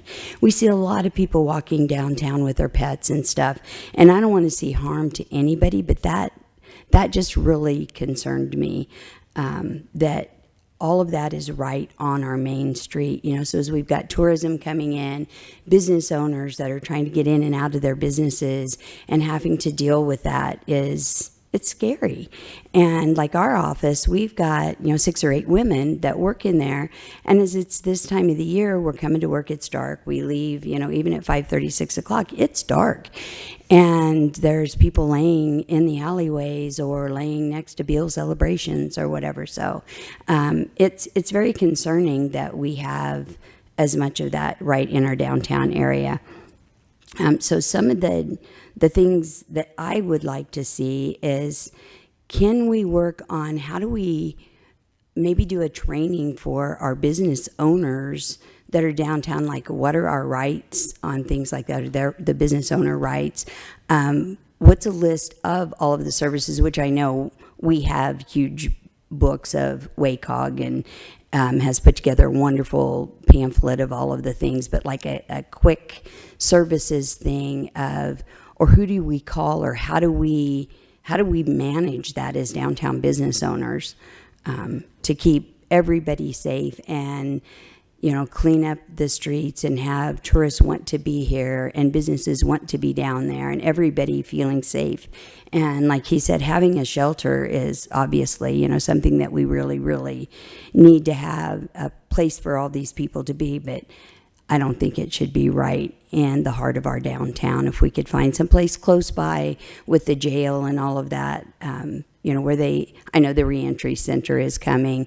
That's another wonderful thing that we have, but something maybe in that area where it's off of the downtown, but it's in a location where it's easy for them to access, maybe even have some of the services there available for them, and get these people help and get them back productive members of society while protecting our business owners and all that as well. So that's what I have to say. And again, just thank you all so much for everything that you do. Thank you, Becky. Any comments from the panel, from anybody about that? I would just like to say Becky has been an advocate for homeless initiatives, so I do know that there needs to be some sort of middle ground, but I do know where your heart is coming from, because you are always the first one to do a fundraiser to solve the problem. So I want to say thank you, but it is a problem. It is. And I also wanted to put out there, of course, the chamber is willing to help, of course, be a hub or a partner in any of the things that are going on. Again, training our businesses on what their rights and things are, and of course, helping with the fundraisers and things. And it was pretty cool to see Sir Optimist mentioned in there as helping the lady get back on the street, or back off the street. So, and Becky, I would add, if you were to get the downtown merchants together and we could meet somewhere where there's a nice meeting room, perhaps in your building, we have the I might ability, know a place. police department, to provide some kind of basic training about self-protection in your business, your property, because you can do some modifications to your landscaping. I know there's not a lot of landscaping on the downtown as far as the sidewalk, but so that's something we would be able to do. yeah, well, and it's just sad that now we have these beautiful benches and everything, and then we come to work and there are people sleeping on them now. Well, the city's also working on updating our ordinances, because there's been some changes in case law that's going to allow the city to implement, certain ordinances in regards to camping on city property, public property. But it's a balance, because obviously we want to be delicate in, people's rights, but also there is an expectation of safety and all those things in our community. And that's Sure, yeah, something I that mean, and safety council's of gonna be everybody on all sides, of course. Thank you. Chief, I appreciate that, because as you mentioned, it's a balance. Obviously, we want to help our fellow brothers and sisters that are down on their luck, or they've fallen on hard times. But on the same token, too, we want to watch out for our businesses that help support our city. So it is a balance for all of us to work with. Yes, Counselor. Yes, Mayor, I had a question for this wonderful panel. I am a huge advocate for senior services, and one thing that I haven't really heard mentioned, and I was curious if there was any program that instilled like a roommate program or shared living, or something where it's more preventative and proactive rather than reactionary. So we maybe create a network or a community of people who are able, you know, their kids moved out, they have 2 or 3 bedrooms at home. No, they don't go into them. Others are looking for a cheap living option. Maybe they move in together. Not only would they have cheaper rent or rent support, but they would create a peer support program or group, or like a senior buddy program, something of that sort. Is there anything that's out there that's like that, where people can be like, hey, I have 2 bedrooms available and I'm looking for 2 guys to live with me, or 2, you know, women only, or? We are doing that on a small scale. And we have thought about roommate situations and also the shared housing. Like right now, we do have a widow in Bullhead and another one, but there's lessons to be learned there. We started it like, this will be great, with no lease, no roommate agreement, you know, trial and error, and then you feel bad because you get the phone call, this person's insane, we can't live together anymore, you know. So learning lessons are, is I do think that that is something that the community would benefit from. I do think that there needs to be some sort of training in that, because like I'm working with a widow right now in Bullhead City. You know, she's like, oh, I don't want all that paperwork. I'm like, yes, you do. Yes, you do. You know, but I do think that is something that needs to be brought up on a broader scale, because there is this, no one's addressing the older population. There is, Cornerstone can't, you know, and they are literally not being addressed. And so we are going to see a lot of elderly homeless, and you've probably seen an increase of that. I know there's not supposed to be age discrimination, but I'm sorry, 55s are having a hard time. They really are. And they are going to, they just are. They're just not the top ones that they're pulling right now, even though they're skilled. You know, so yes, that is something that no one's addressing. I know Kelly's trying to write a grant for some vouchers for medically fragile, am I correct? I don't know where the status is on that, but the shared housing has been explored. It needs to be further, and mistakes need to be learned. But yes, I think a training on that, how it would be beneficial, win-win for both, especially right now with electric bills and, you know. Can I also add or question, how much does digital literacy affect not only inmates coming out? You know, they've been in the stent for 5 years, for example, and you came out. The world changes in 5 years. It goes from, you know, flip phones to smartphones, or, you know, 2-factor authorizations. How much does that affect getting birth certificates or just daily life? A lot. So, and that's what, like, that's a great question, council member. And what we do, like, that's what Hope Lives does is, you know, since I have come out of jail and been like, what is Facebook? And like, why do I want that? You know, like, so I get it. And so what we do is we just take them one step at a time. You know, and so it's usually what's the easiest one to get first? It's like, you know, everybody has a different circumstance, right? And so whatever piece of ID, Social Security, birth certificate, or ID, whichever one's easiest to get first, and then it's phone. It's always phone, and those are always hard to get. Now they're hard to get, because you used to be able to just go to Cricket and do it, but that's not the case anymore. And so, but there is a learning curve, you're right, and you just have to walk them through it. You know, and it's a one-on-one interaction. They're so scared when they come out of jail. They really are. Like their fear of stigmatization is just amped up, and you know, they're afraid of everything. And so so you just have to walk with them. With the elderly population, when COVID hit and everybody shut down and everybody went to digital MVD, digital this, digital that, we actually spent a lot of time with elderly people that just wanted to get their tags. They had no clue how, it was really sad. The whole world went electronic and left a whole population behind.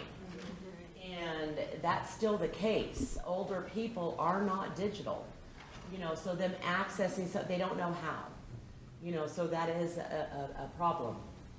I get a phone call every week about something. And we're a homeless shelter. I mean, I will get a phone call, how do I get an appointment? So. And then my last question, I think, was for Mike Smith. You mentioned 921 people are first-time homeless, 85%, an average of 65 days, correct? That would be correct, what you stated. So does that mean that within 65 days, 85% of them are not homeless? Are we making, are more than 785 people becoming homeless every 2 months? That number stays up? So the way, this is the balance of the state, right? So this is locally from Mojave County. And so when you think about it, the 65, right? So if somebody became homeless, they either received a job, they got a voucher, they got support from one of the local agencies, so forth and so on. They then were going there. And this was for the year. This was for the year, as what we were looking at here, these numbers for the year. With that being said, I want to circle back to one of your other questions earlier, is that, and just to make you aware, there is a community member currently right now in the city of Kingman looking to develop at least 60 units for seniors. So there is somebody actively in Mojave County, in the city of Kingman proper area, right, looking to do that for seniors. That is a process. They've gone through pro formos to see how that will pencil out. So that process is taking place. Like I said, a lot of these conversations, they happen, and especially the developments. The developments, if we start talking today, it might be 18 months, it might be 24 months before they actually, come to fruition. So it's a long process, but there are activities within the county taking place, as well as, the Arizona Department of Housing has really put some funds allocated to that as well, with some of their grants and some of their areas of focus. So those have been some things in addition to that. But really, those would be the questions or the responses that I would have for that. So I wanted to go back to release of when somebody gets out of incarceration. I have some questions because I often get asked, what population is coming out of being incarcerated that don't live here? And what can we do, or is there anything in place that can relocate them? Because they obviously were brought here in some cases. They've served their time. They just need to get back to where they were, or they're stuck and they just don't have the resources. So I often get asked by community members, are there resources to relocate these people? And if there aren't, are there ways that we could implement something or do something so when they get out, they could be sent to where they have that support system, that family, that, where they will thrive? So I guess the short answer is yes. All right, tell me all about it. Well, you want the long answer. So I'm glad you brought that up, because this was going through my head, and it's like, well, this may be one of the elephants in the room. So if nobody else is going to bring it up, how can I bring it up? So thank you. Bring that elephant out. So the big elephant in the room is we operate a county jail. It happens to be in Kingman, and by and large, every single person that is housed in that jail or ends up going to that jail is our friends, family, and neighbors. And if you stop and think about that, the people that are there come from our community. There are some that are passing through that commit crimes and end up incarcerated.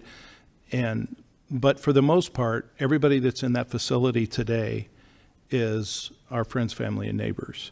I can speak to that personally. I've had family members in and out of even the current facility, the previous facility, neighbors that Chief Cooper's team have taken out of my neighborhood and put in that facility, as well as friends. I often joke that I never went to a high school reunion because of the job that I've had for the 30 years. I got to see everybody I wanted to, and a lot of times the ones I didn't want to, just because of work. But to that, the reentry program's main objective, two objectives, is to try and interview and assess as many of those who come into custody from wherever they've come from, whichever community, to try and determine what resources they need so that they in turn can make better choices or get healthier and get out of that cycle, the revolving door cycle of continuing to come into the criminal justice system, but especially the jail.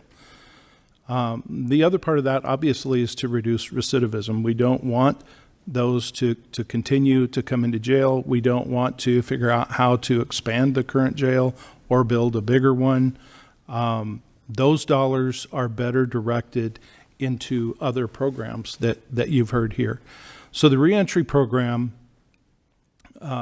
tries to connect with those individuals that come into custody, make the determination, where do you fit in the need for resources arena, and how can we get you connected, so that it's not a program where we're necessarily pushing to get people out of jail. There are always people that need to be in jail, but so that when they get released, that we can get them connected to the resources so that they can address their housing issues, so that they can address their substance issues, so they can address their mental health issue. And I will tell you that more often than not, those three all come together in one package. I don't know which comes first or what causes the other. I just know that more often than not, they're all together. So we work with those inmates. We start getting connections with them as soon as we can. We've got Southwest and Mojave Mental Health that are doing intake assessments by using the technology that the jail has, so that they can start making appointments and actually taking care of some of those assessments, so that when they do release, we can do a warm handoff. We can have Troy or someone from his team meet somebody when they're getting released from custody and help them get to where it is they need to go for an appointment, to get a driver's license, a social security card. I don't know how often he goes to Needles to help people get social security cards back in their possession. We also work with the other service providers in our community for transportation. Through grant funding, our reentry program has some extra vehicles, and if we can't get somebody else to plug them in with some transportation, then we will do that. Just today, two of my coordinators drove somebody to Prescott to get them plugged into a program. So we do have those options. I've personally driven some back to Bullhead City, which is the area that they came from, and got them tied into services as well. We've connected them with programs in other parts of the state, and it's not uncommon for us to take care of those transportation needs. We try to be the source of the last hope, I guess, if we can't get anybody else to do it. Specifically for those that may be homeless, and again, our program is all 100% voluntary. So if somebody doesn't even want to talk to us about what their needs are, there's not much that we can do, because we're trying to plan for somebody when they're no longer in custody. It's easy to make them do things that they don't want to when they're in custody, like go different places. But when they're no longer in law enforcement custody or under the criminal justice control, then we're really looking at voluntary situations. I will tell you that those that end up in the jail in Kingman, who perhaps came from one of the other communities, to include up on the Arizona Strip, in the Beaver Dam, Littlefield, and Colorado City areas,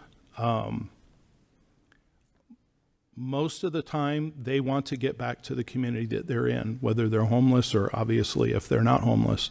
And they will figure out a way to get back to their community. And as I said, we have provided transportation to several of those in Bullhead City or Lake Havasu City I can think of a couple where we have actually arranged transportation back up to Colorado City in a couple of incidences.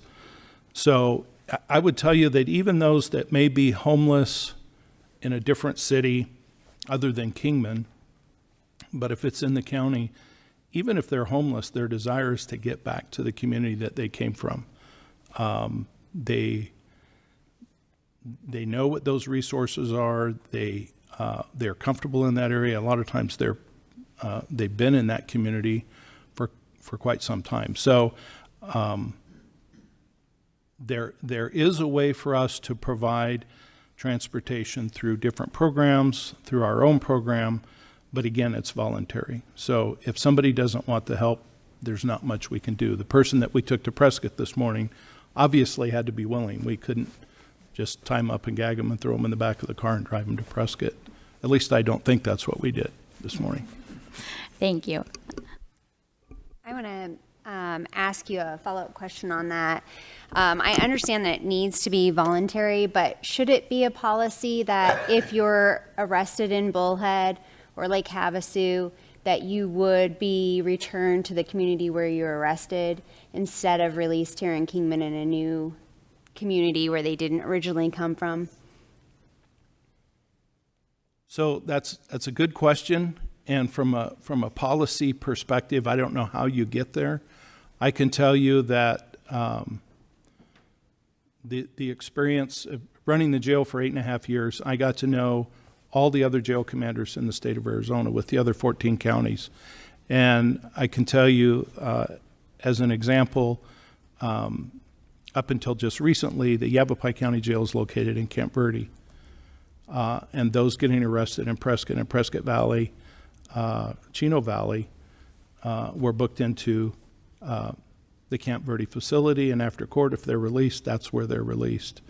Those that are arrested in the Phoenix area, down in the valley, if they're arrested by one of the local city police departments, and they end up booked into the Maricopa County Jail System, they're released from the facility that they're at in the county jail system, and they're not transported back to Chandler or Tempe or those other areas. So what happens here is not unique. It happens not only all over the state, but it probably happens all over the nation.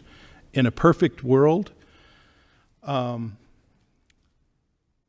probably the best thing that could happen is if there was a mechanism in place so that they could have transportation from the jail back to the other community that is not Kingman.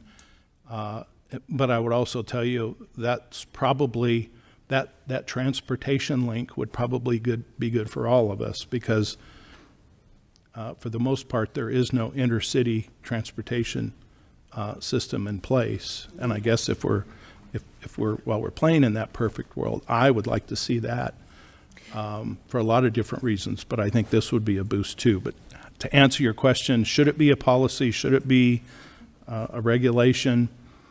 I'm not sure. I could say maybe yes, but I don't know how you get there and who's responsible for it. Okay, so what I'm hearing you say is that we need to find a transportation system that would allow that policy to be put in place so people could be transported back to their original community. I have one thought to add to this. If the person is being released from the facility here in Kingman and they are connected to a behavioral health provider, like Mojave Mental Health Clinic or Southwest Behavioral, and that person is transported, a lot of times they get transported directly to our outpatient clinic when they're released from the facility. And if they're sitting in our lobby or in an office with a clinician and they say, I'm from Bullhead, I want to go back to Bullhead, I have a place to live there, I have family support, and oh, by the way, I want to continue services, that's our in. Because what we can do is we can transport them to that other city to connect them to another treatment service. So we can't just give somebody a ride, but if the system allows for us to transport and get reimbursed from one behavioral health service to another. And so we kind of sometimes might work that a little bit. Okay. I shouldn't say that publicly, but I'm saying it publicly, because we recognize that if we get them connected back to where they have roots and where they have support, the chances of them landing with their feet under them is much greater. And so we're happy to do that. Yeah, and I would add that we do, the reentry program and the jail custody staff, we do try and make those warm handoffs happen as often as we can. And I would add that we work with all the courts. We work with the prosecutor's office, with the county, and Carl Cooper's office and his team. And we look for, on a case-by-case basis, how can we do something different? What can we do? And one thing that was interesting, in 2022, we conducted community town halls in Kingman and Bullhead City on the topic of mental health, substance use, and homelessness. And two different communities, similar problems and issues. Out of both of those meetings, one thing that they had in common was a need for transportation. We just recently did that same town hall topic in July up in Colorado City. And one of the top issues that they brought up that was even more important for them was transportation. So I'm not sounding the transportation horn, but that was a common thread in all three of those community town halls, and obviously three different communities. I do know recently that the crisis team from Lake Havasu City has been working with the jails up here, and they have the number to contact us. So it's either our organization or the crisis team that will come and pick up our residents that we have out there. So I do know that we just started doing that and launching that here in the last month or so. And council member, also Hope Lives works with the jail too. But again, the payer is access. So it has to be, so like Captain said, it has to be treatment. They have to volunteer. It has to be treatment oriented. And I'll also tell you that as a person in recovery, I deny a lot of people a ride home because some inmates just want to go back to do drugs. And in recovery, we do not enable. So I will say, and I have said, no, I'm not taking you home. Like, I know you, I know what you're going back to, and I'm not going to enable that. But if there, for the most part, if there is a valid treatment-related reason, like if I'm taking them to Southwest or Mojave Mental Health or West Care, Revive, then we will do it. I'm on the road all the time. But again, it's treatment-related, has to be volunteer. Yeah, I had a question on back to the homeless. The one segment of the homeless that we haven't touched on is the professional bums or panhandlers. What is the percentage of that in Kingman? You see it everywhere, where that's their job. They're there every day. I don't know how we address that, but we need to address it. I mean, when people need help, I don't have a problem. But if you need help and you would rather stand there and beg all day in the 110-degree sun, I don't see that as somebody needing help. That's somebody that's their profession. And what is the percentage of that? Does anybody know? I don't have the percentage, but I think that one of the good models that we see in many communities is to encourage constituents, people, to donate that money to places like Cornerstone and agencies that support those individuals versus providing the money directly to the individual. And messaging that as being okay is probably a good help in that momentum forward to here are who you can donate to that will help the individuals who are out panhandling. It would also help, would it not, if the businesses where these people are on their property prosecuted those people? So a couple things. I would agree with what April said. That's what the message that we put out, and the city as a whole, would get behind that as well. And we have placed some signs similar to some other communities at the common locations which have also been updated with different type of landscaping to make it a little more inconvenient. That's something that we've been able to get the businesses to do.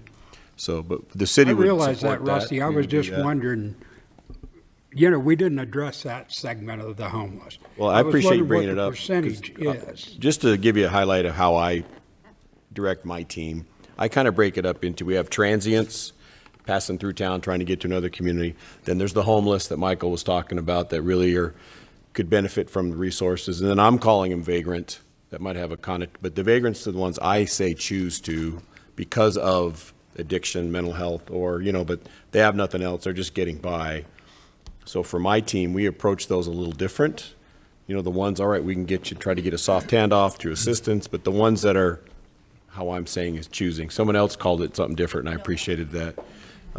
We might be a little more aggressive to make it a little more inconvenient for them to continue.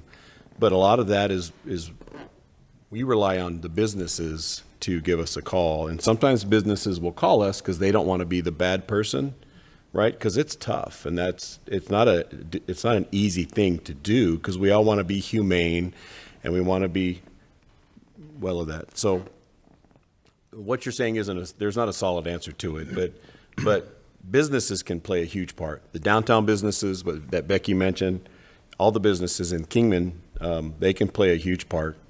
And our message to the community would be, please do not give them money. But then you got to go by your own values and your own, what you feel led to do. But understand this as a whole. This is a generalized statement. Giving them money isn't going to help their situation at all. And it's certainly not going to help the community's situation in regards to having an environment that we all feel safe. Well, and I'm glad you brought that up. It was on my list, so I'm glad that you brought it up because There's a particular area just off of 66, the next street over, where there are always homeless in there. And then over in the next block, they leave their trash, they leave their stolen grocery carts. It's just something that I'd like to see if there's anything we can do about it that we do. right. I was going to ask the other Mr. Cooper to let us know statutorily what is it that we can do, what are our limitations, and then I would also like to have City Manager Walsh make a note that the signs that are out there are too small. They need to be doubled in size. They don't grab anyone's attention. So can we make a note of that they need to be at least doubled in size? And then Mr. Cooper, could you tell us? Yes, ma'am. So the panhandling situation, if they are on private property, the businesses are okay with them being there, they can be there. If they say they don't want them there, they'd be trespassed. If they're on the sidewalk, they have every right to be on the sidewalk to solicit. It's their constitutional right. You can't stop that. Thank you. Pretty quick. Can I ask a question on this topic? Sure. While we have Chief Cooper, your graph kind of portrays 2019 as like the Wild West or Mad Max. And I know that the ecosystem's different, but one stat that I was hoping we could maybe add to your list would be mental health crisis. How many do you get in a year? Like 5, 15, 20, 50, 100? Keep going. You can And probably what's- double and that. what's yeah. the process And we of- don't track that though, Councilman. So that's, and I didn't mention initially, but not only the violence, but the increase in mental health issues, mental health related issues, whether it's suicidal or whether it's someone that's having a psychotic episode, or there's dual-ish things competing, and then you add alcohol onto it or drugs, and it just, those issues are increasing, I would say exponentially. But we don't have any way to track it currently, but it's something that I feel there is a need for. And it takes up, from my understanding, when I was on the ride-along, it takes up time, right? It takes up a deputy or two to just sit there and just kind of Easily. till someone, Teros or someone shows up? True. And Teros is a good resource that we have. It's kind of an intermediary service provider that kind of helps the officer, then it helps to get them into these other sources. But I use this example. 15 years ago, one officer could go to a certain type of a call because it was safe and okay and whatnot. Well, that's changed just because of a lot of different reasons, the potential for violence, the increase in mental health and emotional well-being and people's inability to cope and deal with stress and all of those things. So now I'm required to send 2 or more officers to one of those calls that 10, 15 years ago would just been one officer.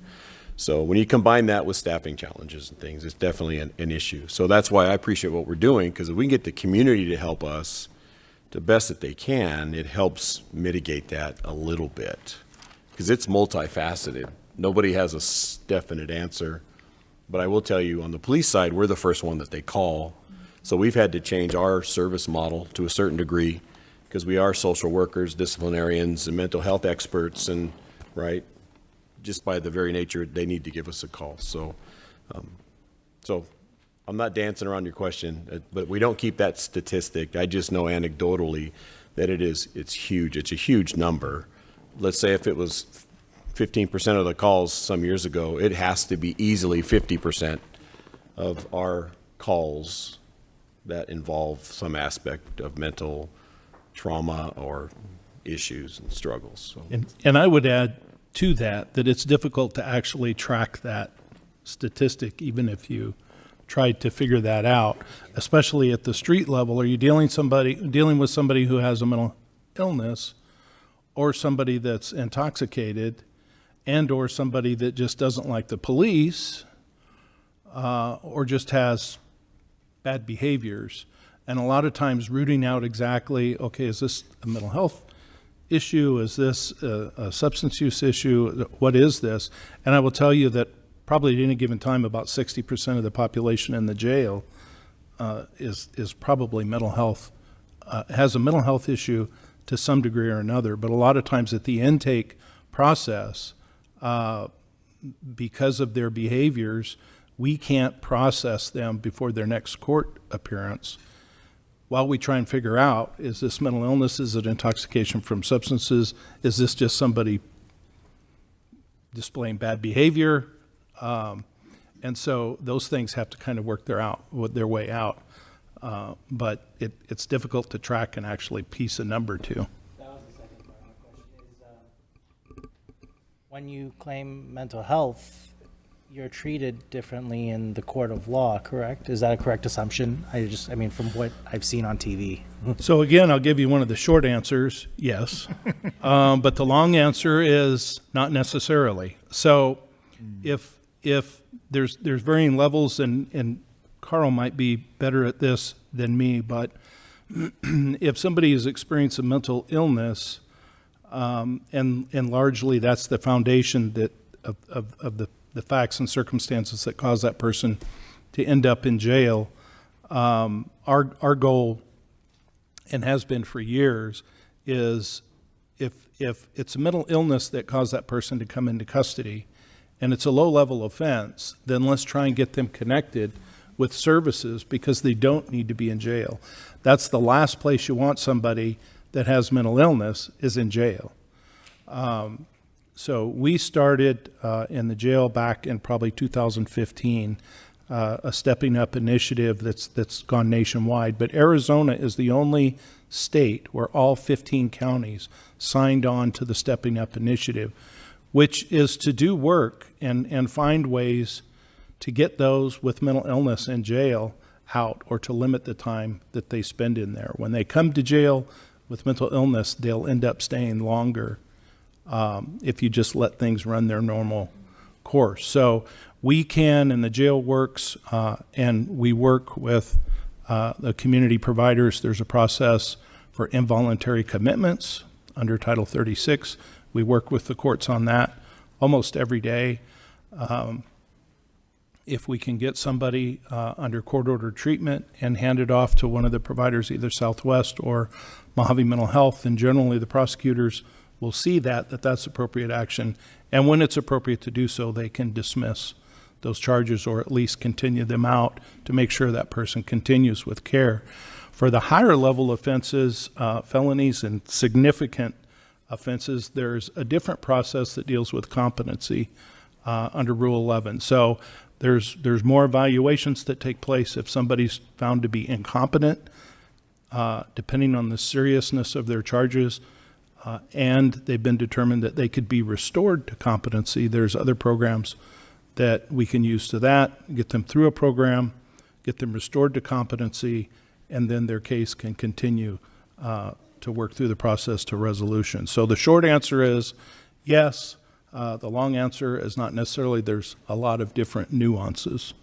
Thank you for that. I would add to his short answer that there's really no way for us to track that other than if somebody self-reports to law enforcement, then we'd be able to mark a box, just saying that they reported it. Otherwise, it would really be an opinion. I mean, we can obviously look at it and we all know, but do we really know? And what is it exactly? So I don't see that happening through us ever. Even that self-reporting, I don't see how useful that information would be. And in my defense, I didn't have a PowerPoint presentation. We have a couple of more citizens who would like to comment. Aaron Roper, and then after Aaron, Sarah Ferry, if you're still here.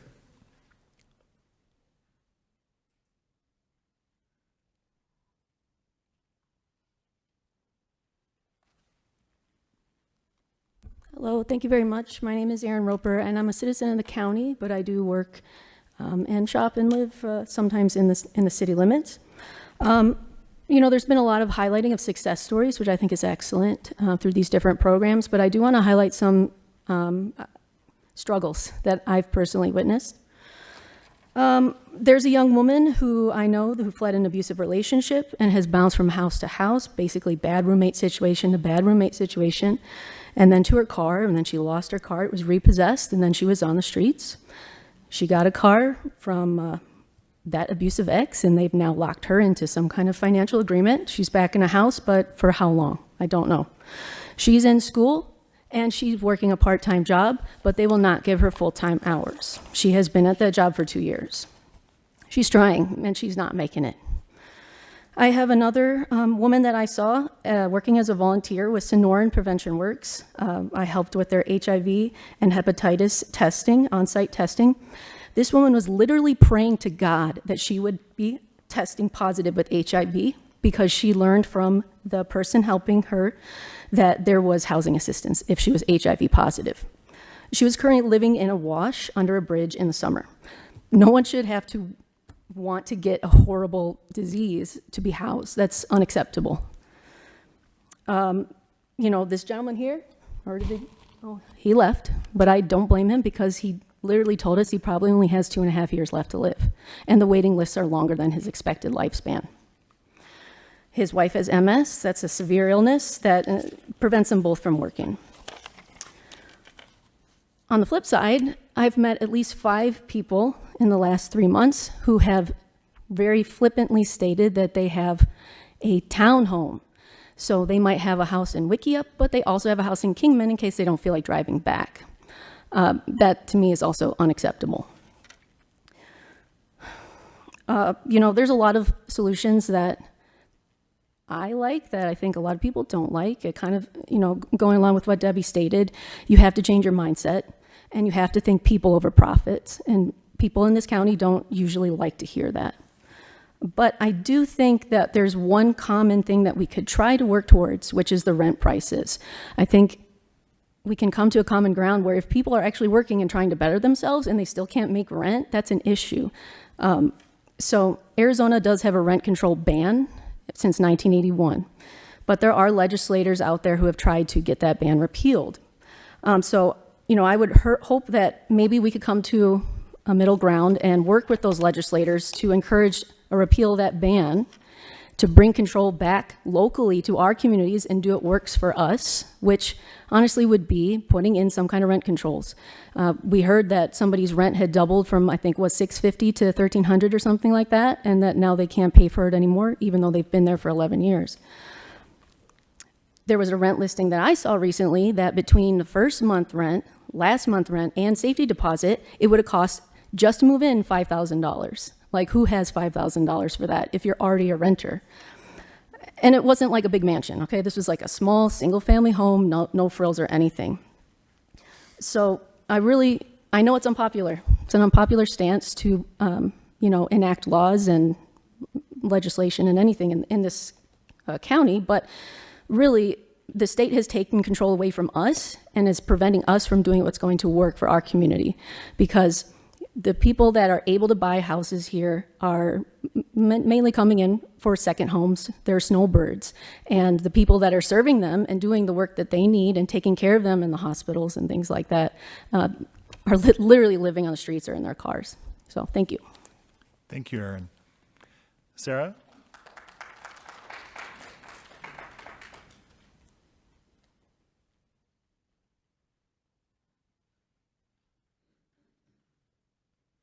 Hi, I'm Sarah Ferry. I'm resident of Kingman, downtown resident, and a small business owner downtown. I am coming as a compassionate business owner and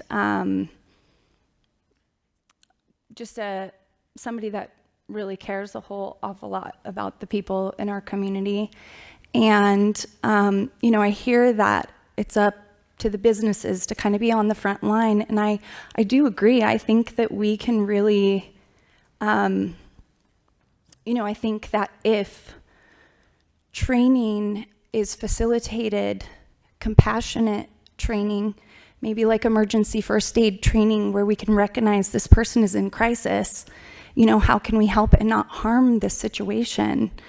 I think that I don't think every business owner wants to do this. I think a lot of business owners are very busy just trying to run their business. But I do personally know of a handful of people in our community that really care, that would be willing to learn more and to help.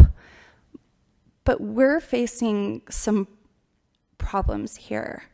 When I have called Teros for help, I'm getting somebody in Phoenix or someone else that is not sending someone to help these people that are experiencing mental health crises.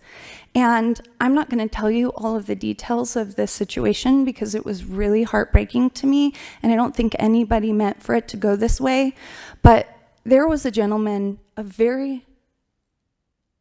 an elderly gentleman that was having a mental health crisis, and I approached my shop and looked across the street, and he had already been kind of beaten up by someone, and he was yelling things that were not, you could tell this person was in a state of mental crisis.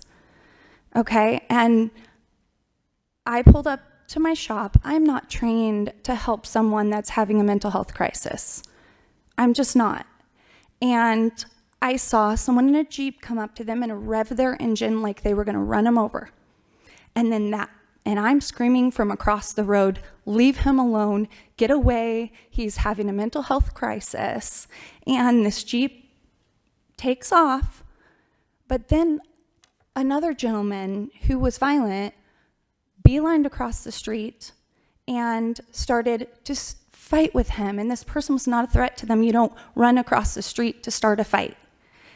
And I called Teros to try to get help, and I'm sitting here trying to break up a fight, and I know nothing about this, and I'm probably going to get punched in the face, and the help that came was not helpful. This old man was beaten up, and I called Teros, and nobody was able to come to help me, and that is not helpful. I can't be the person to do this, and I just regretted calling for help. So as a city, I know that we have a unique financial situation. We look at other communities really close to us, and they have a property tax, and they have an ability to pay for maybe some services, and I know we have a unique financial situation. But maybe we can create our own coalition of care with a panel of people that are experts. This woman right here, Marcia, she is an absolute angel. I'm telling you, it doesn't matter if you have, substance use disorder. It doesn't matter if you have whatever is going on, she tries to help in any way that she can.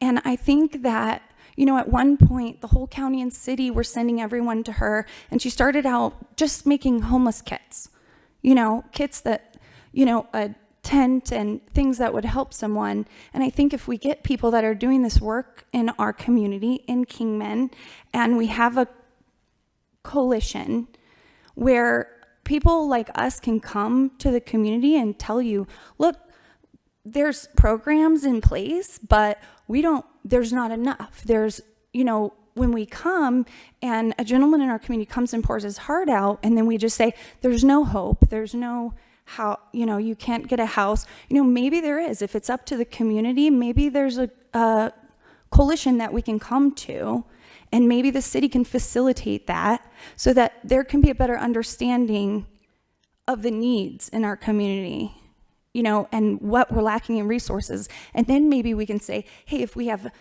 850 homeless people, maybe we need more than 500 vouchers for the county. And how can we petition for that? You know, how can we fight for that?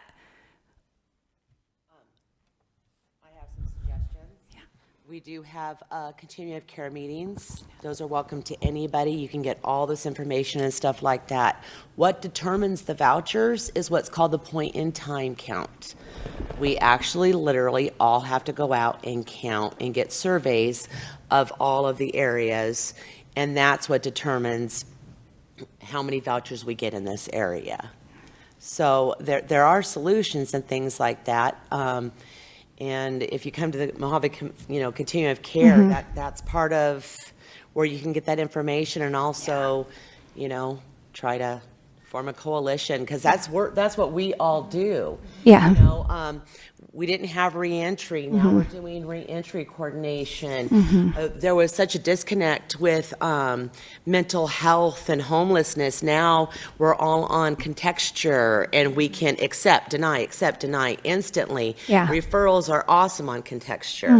You know, so come to the COC, and there is going to be a group there. And if there's not a group there, that's your voice. Yeah. To get a committee, because that's how we get committees and address these things. I'm just wondering, as a city, if this is something that could be provided, because I think on the city level, you know, maybe it's a question of where, if it's a matter of rents being too high, can we look at this? What Aaron Roper mentioned, you know, maybe it's a way of connecting to the city what needs we have in a community. You know, are there ordinances in place that aren't allowing for affordable housing to be built?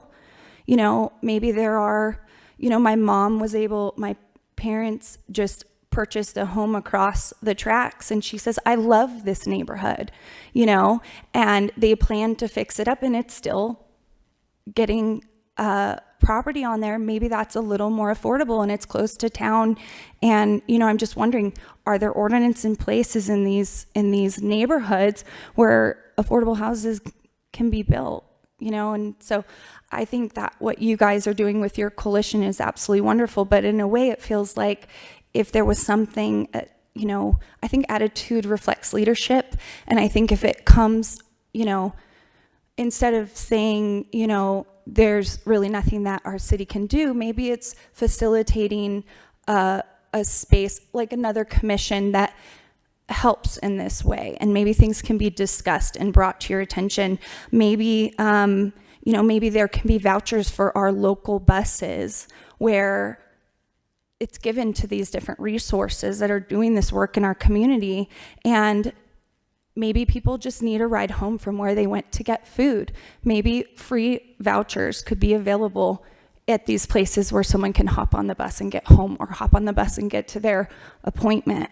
And maybe a coalition like this is where things can be discussed and brought to the council. And, you know, so that's just something that I'm wondering as I hear all of these experts speak. Is this something that our city maybe could do? And then maybe a space could be provided where somebody from Catholic Charities could come and do an emergency first aid training with businesses. Like maybe that's something that the city could provide as a space for these things to happen. So, Debbie, I know you've been wanting to jump in. Oh, only just on the voucher part, because I keep hearing vouchers that are brought up a lot. And I just want to show the other side of that is there's not a lot of homeowners who are willing to take vouchers too as well. And so if we could, that's another avenue that we could explore about getting homeowners in here and maybe looking at possible benefits that we could possibly give or incentives. And I don't know if that's something that's we can consider, but it's just another avenue to look at, and because there's a lot going on with this homeless thing. So we can continue doing the way that we are, and things will, continue to stay steady and keep increasing in our homelessness. Or we can come up with some unique ideas and concepts and continue to keep building upon those to start effectively fighting against it and trying to make a difference. Well, and I like the fact that you brought up the housing. I wonder if there is something we can do as a city where we can provide some assistance, incentive, something to revitalize neighborhoods. So looking at the area that you speak of, if somebody does want to purchase a house, I know that there used to be opportunity zones, designated areas where there was additional funding for those areas. And so revitalizing, so we could kill two birds with one stone. We could provide affordable housing, and we could incentivize people to refurbish and invigorate those areas that need it.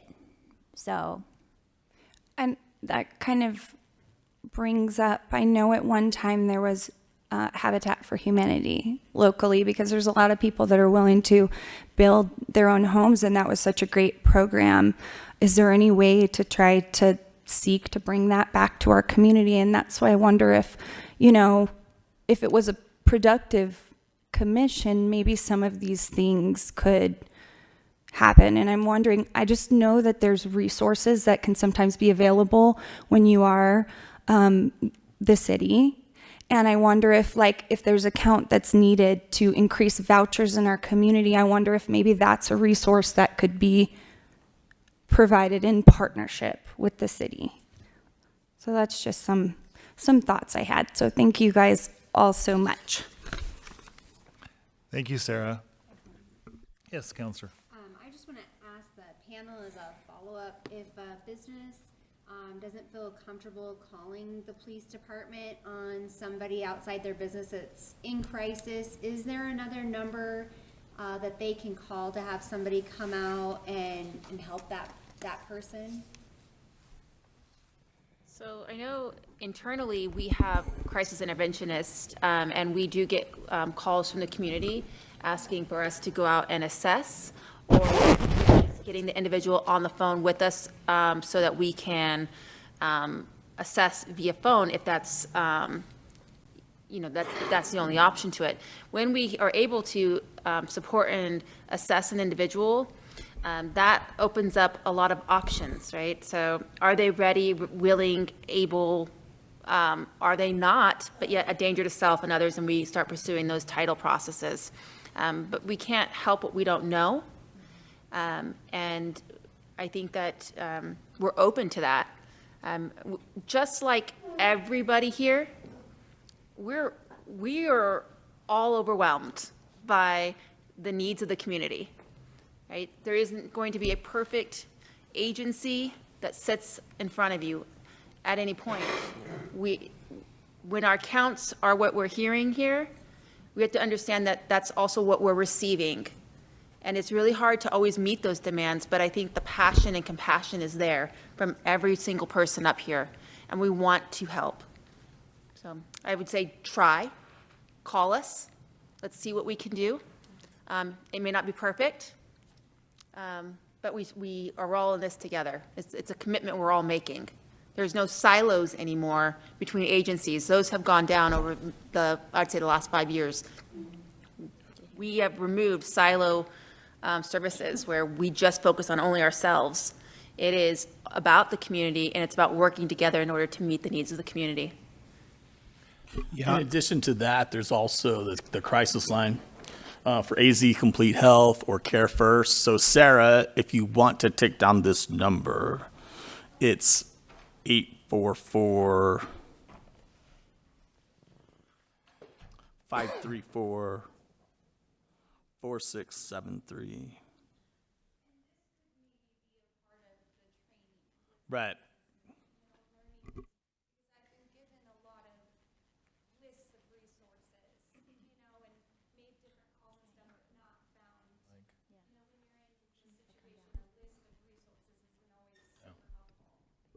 I also want to chime in real quick with the AZ Complete, because Terrell's it's called Terrell's out here in Kingman. In Lake Havasu, it's the Crisis, and in Bullhead, they have Terrell's and they have something else. But it's all from AZ Complete. Those numbers, those 800 numbers do go back to Phoenix, but you have to realize that part of that process is collecting that data and how many calls that they're getting. So please do still call that number. Even if we have our locals that are right there that we can connect with you after this and make sure that you have those connected numbers so that you know that direct number to call as well. But you still need to call that 1-800 number, because the more calls that come in on that allow for more resources to come to our town for more of the needs that we need for mental health, for stuff at the shelters, and stuff that Hope Lives does. So it's very, very, very important to keep using that 800 number. I know it goes out of town, but we'll connect you with some local phone call numbers that can come out to those scenes and help you with those resources. Yeah, the key to that is data drives everything. So if you're not making that phone call, it's not creating the data that's going to increase the services. So it's kind of a vicious cycle. I would love to talk to you more. I don't represent Terrell's, but if you had a bad experience, I'd love to hear about it and try and get you connected with somebody so that you guys can break that apart and find out what happened. I would tell you, and I think everybody's alluded to it, one thing that I tell people all the time is, we've never had the level of resources in our community ever like we do now. Do we have everything we need? No, and we never will. But the point is, we've never had the number of resources that we currently have. To add to that, we've never had so many people trying to work within those resources, work together, and get those resources so that they're actually doing good. And I will tell you, that the barriers have come down. We've got agencies and organizations and people that are getting out of silos, and we're working together. I'm a 37-year cop, and I'm working with all of these people and trying to make things better in my community. So when you hear everyone say that the barriers are coming down, we're talking, we're communicating, we're collaborating. Before we even got started tonight, Chief Cooper and I were sitting here and we're collaborating and talking about a mental health first aid course that he wants to get, I think he wants to get all of his officers through. So it's the collaboration that goes on within our community across all jurisdictions and boundaries. It's crazy when I stop and think what's going on. There's a lot of work that needs to be done, but the work is getting done. And to your point, there's a lot of coalitions. And I think we'd love to have you on about 3 of the different meeting groups and coalitions that we have in place. So I appreciate this meeting that's gone on. I know that we're pressed for time, but awareness and education and everybody coming together and having this discussion has really helped. And I know that a lot of us have been writing a lot of notes up here and everything else. So I appreciate everybody coming. I appreciate the opportunity to sit here with council and address some of these issues and try and figure out some of the solutions. Thank you, Don. Councilor Eric. Oh. If I could Sure, just Mike. get maybe 5 minutes, and I know I've spoken a lot today, but I just want to make sure that I recapture a couple things. One is that Mojave County, in conjunction with all the cities, because all the cities had representation, did a needs housing assessment. So if you haven't had a chance, go to Mojave County CSD, so Community Services Department here at the county. The housing needs assessment is there. Or if you want to see me afterwards, I'll email it to anybody and provide that. In the study, it gave it gave a lot of tools to local people, resource-wise, as well as politicians and so forth and so on, tools to make things happen. When people talk about vouchers, I want to be clear. Vouchers just don't happen. They just don't, like, all of a sudden we get the money and, like, here it is. It comes from HUD, and it goes through a whole process. And that process is long and tedious, and it goes from there. I wish we could get more vouchers, in a sense, because then we'd have the opportunities to provide that. But in the same sense, how does that money come to us, right? It comes through taxation and other things. I'm not going to go down a whole rabbit hole. That's not the point of this. My point is to be very clear. COVID money is gone. Those options of vouchers coming and coming in great numbers, those options are gone. But what can we do? If you want to know, it can be done, right? If you look at the LIHTC, low-income house tax credit, I've mentioned it many times. I told you Bullhead in the county, Bullhead has it down. Doesn't get any better than that. Year after year, they get awards, right? They participate. They work with the developers. They have a vested interest as a city. They do those different projects. They make it happen. Those things can happen in Kingman, right? You just got to go through the process. The revitalization zone that you spoke of, if you did that and you include that in the right zip codes, and it was a city initiative and the city put out that information, the city, I'll share a little fact, and this is for the people in the room as well as people down south. The city of Tucson, go to there and look how many housing projects they got for their constituents. Why? Because the city of Tucson put out the RFI, right? They followed through the process. They worked with the right developers, and they had the process built. It's done.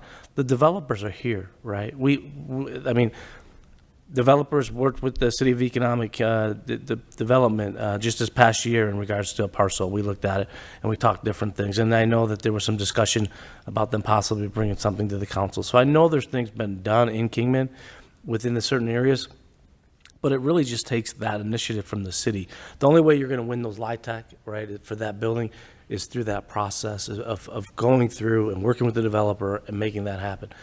But that's, once again, that would be 60 to 80 units. Nobody in the room can tell me that 60 and 80 units is going to make a dent.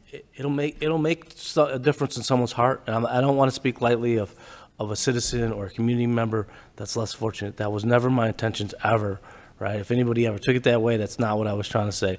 What I want to say is if we speak of things and we look at the matters and the things that have been set forth, it has to be a whole spectrum, right? So do you have RV parks that you want to put in? Well, people can afford an RV. Those are options. But how many times do we hear, not in my backyard? You're going to put in an apartment complex, not in my backyard, right? You look at what happened with the hotel. Not saying I condone it or promote it, right? I'm just talking in the city of Kingman, not in my backyard. So there's a lot of different things as a local community you guys are tasked with. I'm glad I don't have to task. I just go to the board of supervisors and get my marching orders, right? So I have it kind of easy in that sense. But the point I'm trying to make is, it really, as a community, there's different options, and those options are the spectrum of options, right? Every single part of the community has a part in this, from the council, working with the local developers to bring that forward, from the developer out in the community that says, I want to build housing, for the developer that says, we can build an RV park over here and we can make this successful, and I'm going to make money, but somebody also is going to have an option to live there at an affordable rate. So I think if you go back and you look at the study, you'll come to find out that the study really, and I mentioned that earlier today, you have the high part of people that can afford and the low part, and everything in the middle, we're all competing, and there's not enough on either side, so it drives them to the middle. So is there that question, what can we do, right? The revitalization zone, the LIHTC, the different housing, working with different developers, right? Changing the planning and zoning laws, right? The way you rezone things. You could look at, like, to help a lot of people, and I've seen in the city of Kingman, it's been growing rapidly, and I've been really impressed, is the inflow, right? The in-building. So the different lots that are vacant, right? Telling people, if you build those, we'll waive some fees. These are different things that came through the housing needs assessment, but you could look at changing the fees so that it would, get developers to come to the city of Kingman and build more in-building within the different lots. Those are things I will share with the council again through through your clerk, the housing needs assessment, so that you all have that again. I would say the community members review it. It's great information. Those were done by professionals. That's what they do, right? It's only a year and a half old. It's not old. When you look at that too, one of the things that, and I know I'm on a tangent, but you get me really excited about housing and serving the community. It really gets me going. One of the things that we also did, we worked with the city of Kingman as well as the county, is that if you go online, you'll actually see overlays of where the utilities are, right, that we have, but where the different inroads of infrastructure are, and the build, not to the exact detail, but what I'm trying to say is we have the zoning for the city, we have the different areas. So when people are like, I want to build here, or I want to build there, those things have been outlaid for developers. We've had those conversations with developers as well, right? But I think as a council, you could also see that information and be like, oh yeah, let's see this, or this is city land. Is this something that we want to get behind or not get behind, right? And these are all tough questions. And I want to say, like I said before, for one community member that's out there looking for a home, that doesn't have a place, that's homeless, right, or experiencing homelessness, my heart goes out to that person, right? In the same sense, as a director of workforce, it's our responsibility to make sure that we have resources and availability, training for people to upscale them so that they don't have to be that person that you just mentioned, somebody mentioned in regards to somebody working a part-time job so they can get by. Well, come to Arizona at Work. Come to the Community Services Department right over here. You meet with that career coach. There's grants out there currently right now that'll go for one more year. It's the Quest grant. It's anybody that's been affected by COVID. If you've been affected by COVID, please raise your hand. We've all been affected by COVID in some way, shape, or form. Look at the inflation. So there's opportunities for people within the community to go back to school and get training, to have those other opportunities so that they don't have to worry about income to be able to afford someplace as well. That's my biggest takeaway would be today is two things, is A, look at the different LIHTC options. B, review the housing needs assessment. And C, really engage your constituents or people in regards to the ability to get a job, in an upscale job. And in regards to reentry, we work with reentry in regards to, people that, have felonies and can't go out and get work. We as a local workforce area identify those businesses and bring them forward. I would conclude with November 13th. I appreciate the council's partnering with us for the next Fresh Start event that's going to be held in Metcalf. We will also have felon-friendly employers that will be there. We will be working with people through workforce to register people for those options. And really, I would just implore you to, if you see a constituent, refer them down to Arizona at Work, and we'll connect them with we will work with them to try to get them to the point where they can get a good paying job so they can do those things. Everything that we do as a local workforce is really based around that. And thank you for the opportunity to be here and the work with, because every single one of these individuals on the panel, I know have the heart there. And I would continue, I would say, go to the CLC, Continuum of Care, because that's the community. And let me say this, it's the Mojave County Continuum of Care. It's no one person on this board. It's not Mojave County as the Director of Community Services. It's not our committee. And there's other members. It's the community's Continuum of Care, right? And there is funding through there for different programs as well that we can do. So thank you. I know I've been long-winded, and thank you everybody for your time, but like I said, I'm a little passionate about this. Thank you, Michael. Thank you for your passion. Thank you, all of you panel members and your organizations, and please thank you all those who work with you in your organizations for what you do. As a council, we appreciate your input and your expertise in what you do. I did want to say, is there anybody else in our audience that wants to say anything? Russ, real quick then, go ahead. You have the last say.